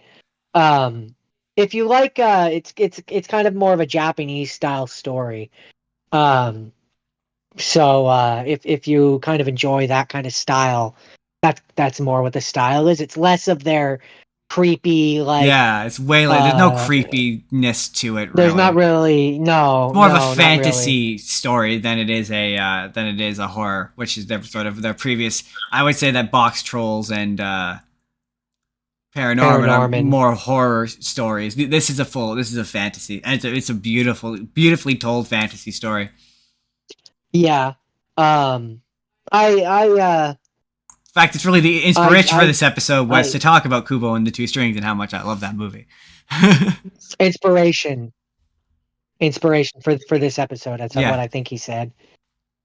But yeah, no, I enjoy it. I really like it. And one thing that I found with watching Leica movies is for me anyway, it's either I really like them or I'm kind of indifferent and nothing in between.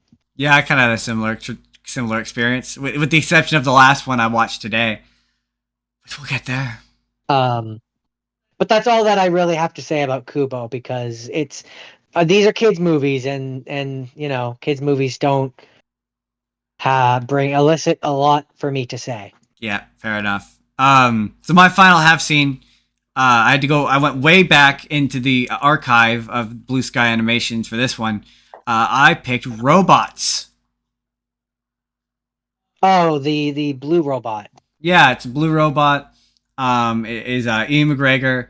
It's got Robin Williams in it, where he's the red robot, and he's an inventor.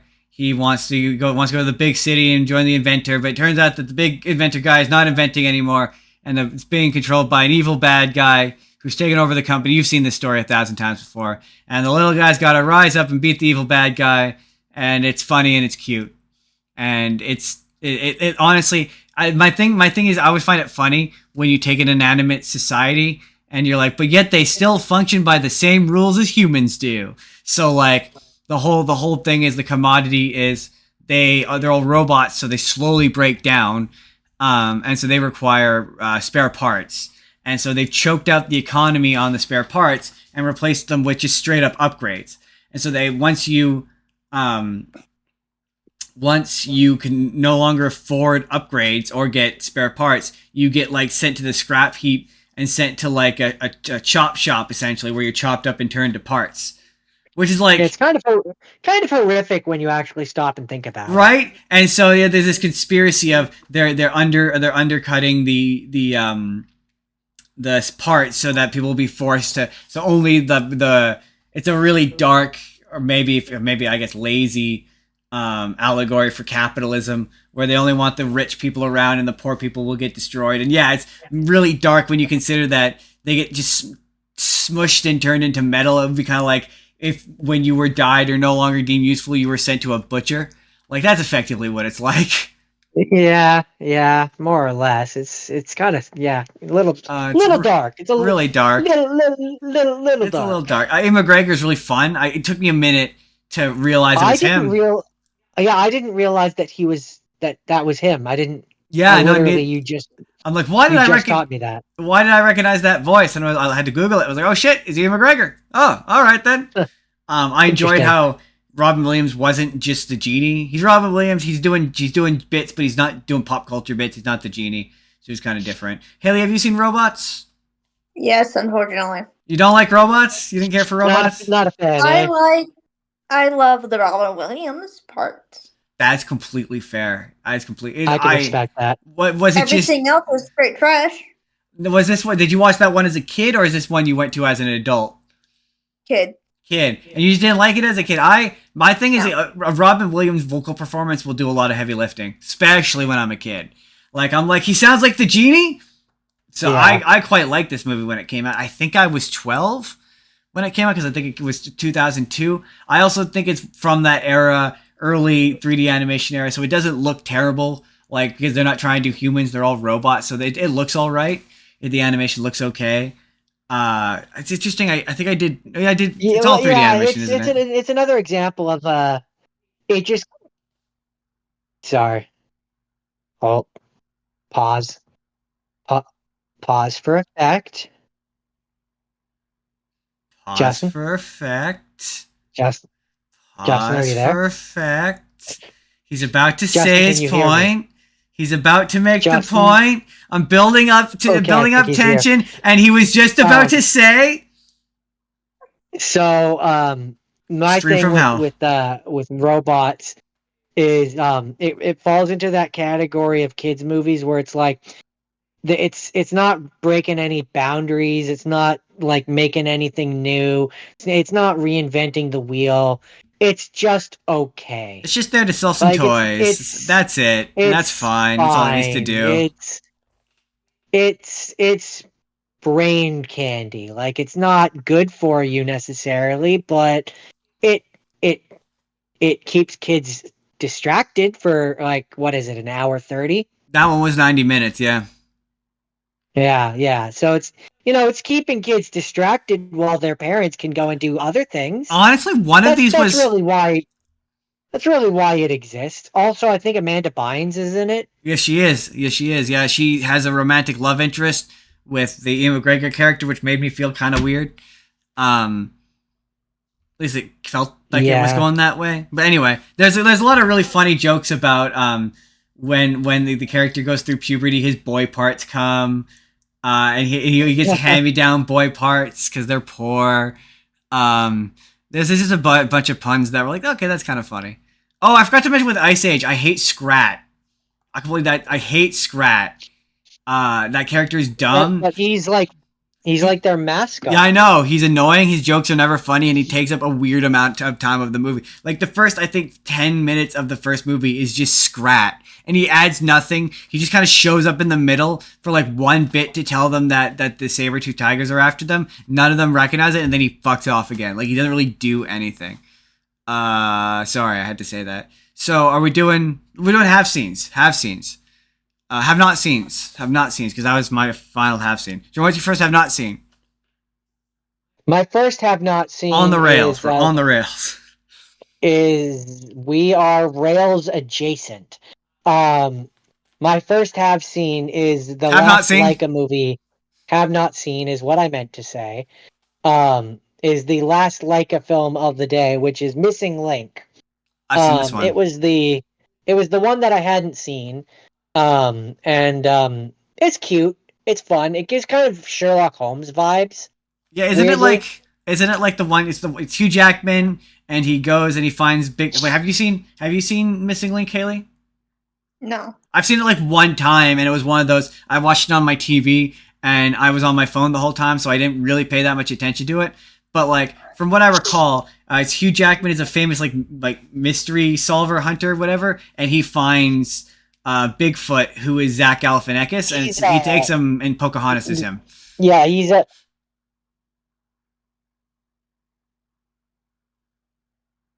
Give it a moment. Give it a moment. Give it a moment.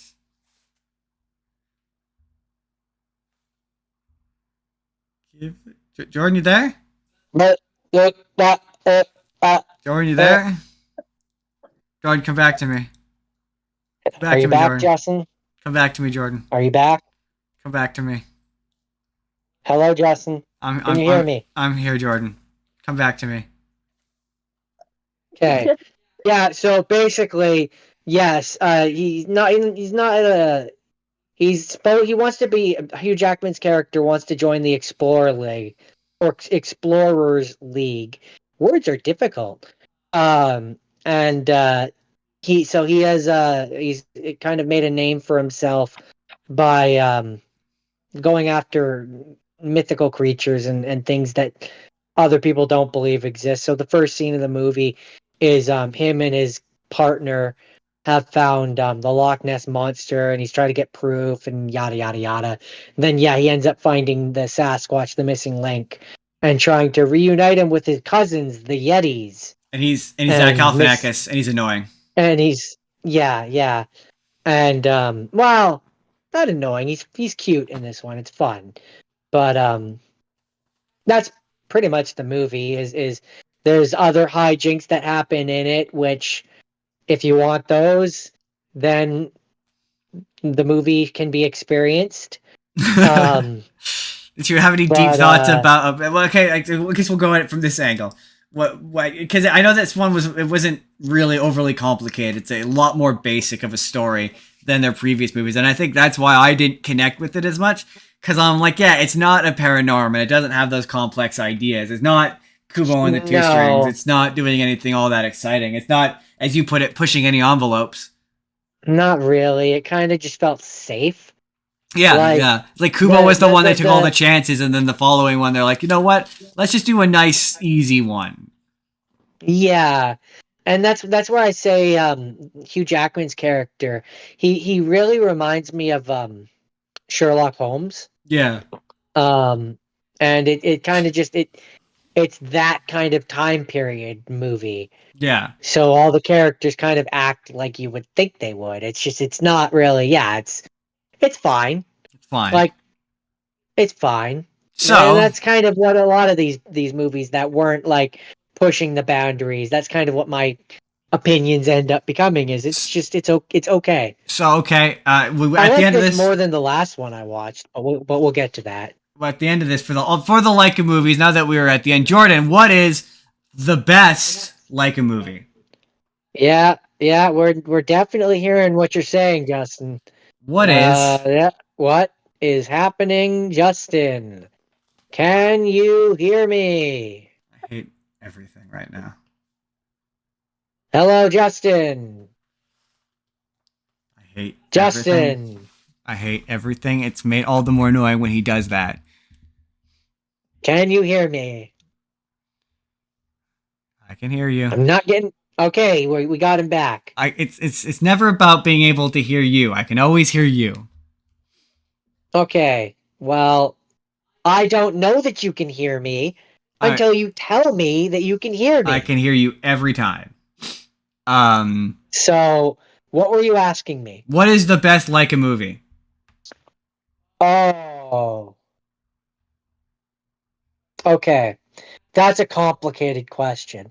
If we're talking technically, I would have to say Kubo and the Two Strings because the sheer amount of things that are in that movie that they have to animate, the puppets they would have had to make, the different for the scene where they have dozens of paper origami birds chasing the live bird, which means they would have had to have multiple puppets for that. Like just the sheer amount of things they have to animate in that movie. You have to give a I definitive would say answer. I would definitively say that technically, or tech wise, it's Kubo and the Two Strings. What is the least best? Least best. Hmm.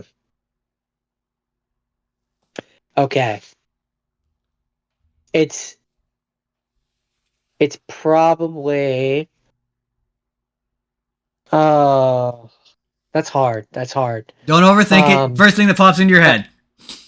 Well, First thing. I would probably have to go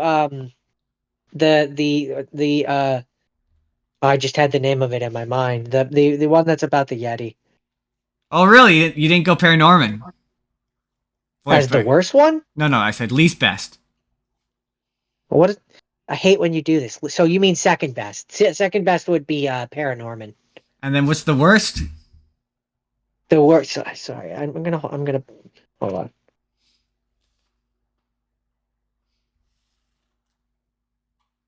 There we go. The worst is Box Trolls. And the least worst? Missing Link. All right. Yeah, that makes sense. Yeah, that's what I would have figured you would have said. Okay, so then we're trucking along. My first, thankfully, I don't have a ton to say, but well, my first haven't seen was I watched Ferdinand. It's a movie about a bull. I don't think either of you have seen this movie. I don't imagine.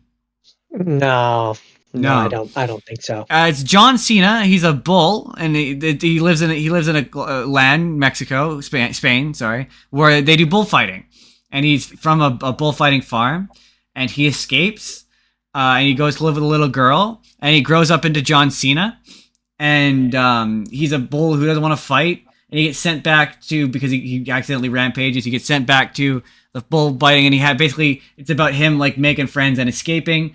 And it's really cute, and there's a lot of really good musical numbers that are really cute. There's a really cute sequence where you see Ferdinand growing up and bonding with this little girl, and it's really fun. There's a lot of really fun jokes. It's generally a good movie. I'm totally blanking on any specific details. It sounds very Disney. It is very Disney. I think it's very good. It's quite a good movie. I was surprised by how much I liked it. It was very cute. It's stylized. Maybe it's because it's not their own machinations. Like it's based on a book from like 1938, which is basically a much more simplified version of it. Kate McKinnon is there. She's a goat. Anything else that's interesting about that movie? Nothing that I can think of. It was all right. Jordan, what's your last half scene? My last half scene is a DreamWorks movie called Abominable, and basically these three young people are trying to help the Yeti get back to what was it, Kilimanjaro? I kind of faded in and out of the movie a little bit, which kind of speaks to his Mount Everest, right? And they name the Yeti Everest. Gotcha. So they just find a rat. And so I've they're never, I trying think to I've take heard of this Everest movie. back to his family on Everest. Oh, interesting. I don't think I've heard of this movie. Who's in it? I don't think you heard.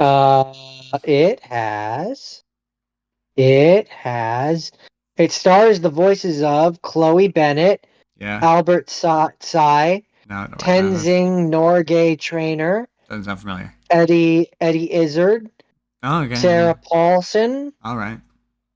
and Sai Chin. When did it come out? It was released September 7th, 2019. Oh. And then it also says September 27th, 2019, United States. Oh, yeah. I've never heard of this movie. I recall an Abominable, but to be fair, there was like 3 or 4 Abominable Snowman movies that came out within the course. Like, there's the one where it's like My Dad is a Yeti, and then there's the one where it's like, it's about the Yetis and the Yeti Village or whatever, the Yeti Society. I don't remember this one. It's produced by DreamWorks Animation, Pearl Studio, and Zong Ming Yu Ying Film. Oh, so Written and directed by Joe Colton. It's one of those ones where it was like clearly animated in China, and then they brought it over here and redubbed it. Oh, I think I lost. It doesn't look like one of those ones, but I guess maybe it is. So was it all bad? I know is that it was kind of painfully generic. Oh yeah, fair enough. I would use the word painfully generic. Yeah, fair enough. So if that elicits the opinion bad for you, then sure, it was bad.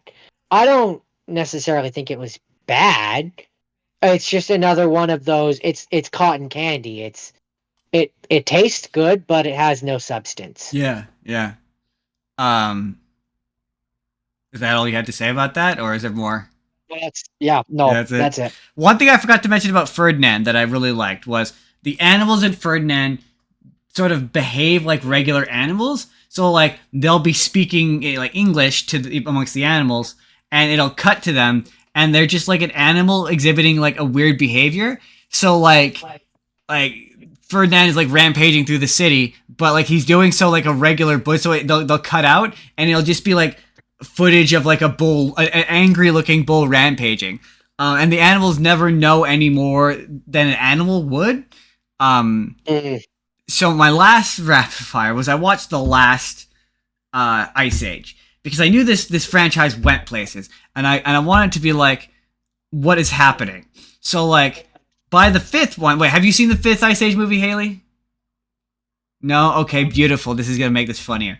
So by the 5th one, you mentioned Queen Latifah. So Manny now has a wife played by Queen Latifah, and they have a daughter who is an adult now, and she's gonna get Palmer. Sorry? Yeah. Kiki Palmer. Yeah, played by Kiki Palmer, and she is getting married.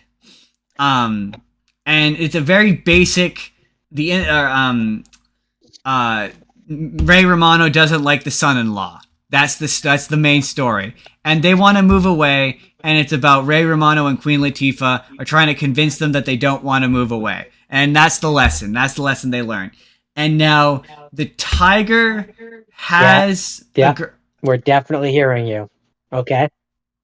Please stop doing that. It's really annoying. You can't hear me. Can you hear me? I can now hear you. So the tigers. Well, you in the past have told me to do something to let you know that we can't hear you. That's me letting you know that we can't hear you. I know. It's just annoying. Anyway, the saber-toothed tiger also has a girlfriend now. I don't know when that happens. I don't know which movie that happens in. There is an old lady Probably sloth. The 4th one or the 3rd one. Maybe. There's an old lady sloth. There is an old lady sloth. There's an old lady sloth.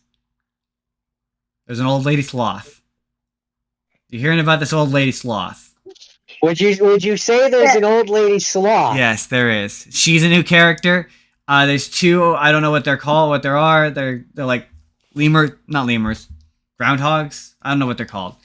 Yeah, I think they came in the third one. And then there's a crazy badger thing that talks to dinosaurs. And the movie opens with Scrat finds a UFO.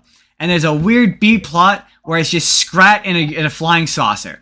It doesn't go anywhere. It doesn't do anything. It serves no purpose beyond a minor thing that happens in the third act of the movie. Beyond that, it serves no significant purpose. But the conflict of the movie is there's a meteor that's going to hit the Earth and kill everyone. And they are going to stop it by gathering a bunch of magnetic meteor bits to divert it magnetically so it'll hit a different spot and not kill everybody.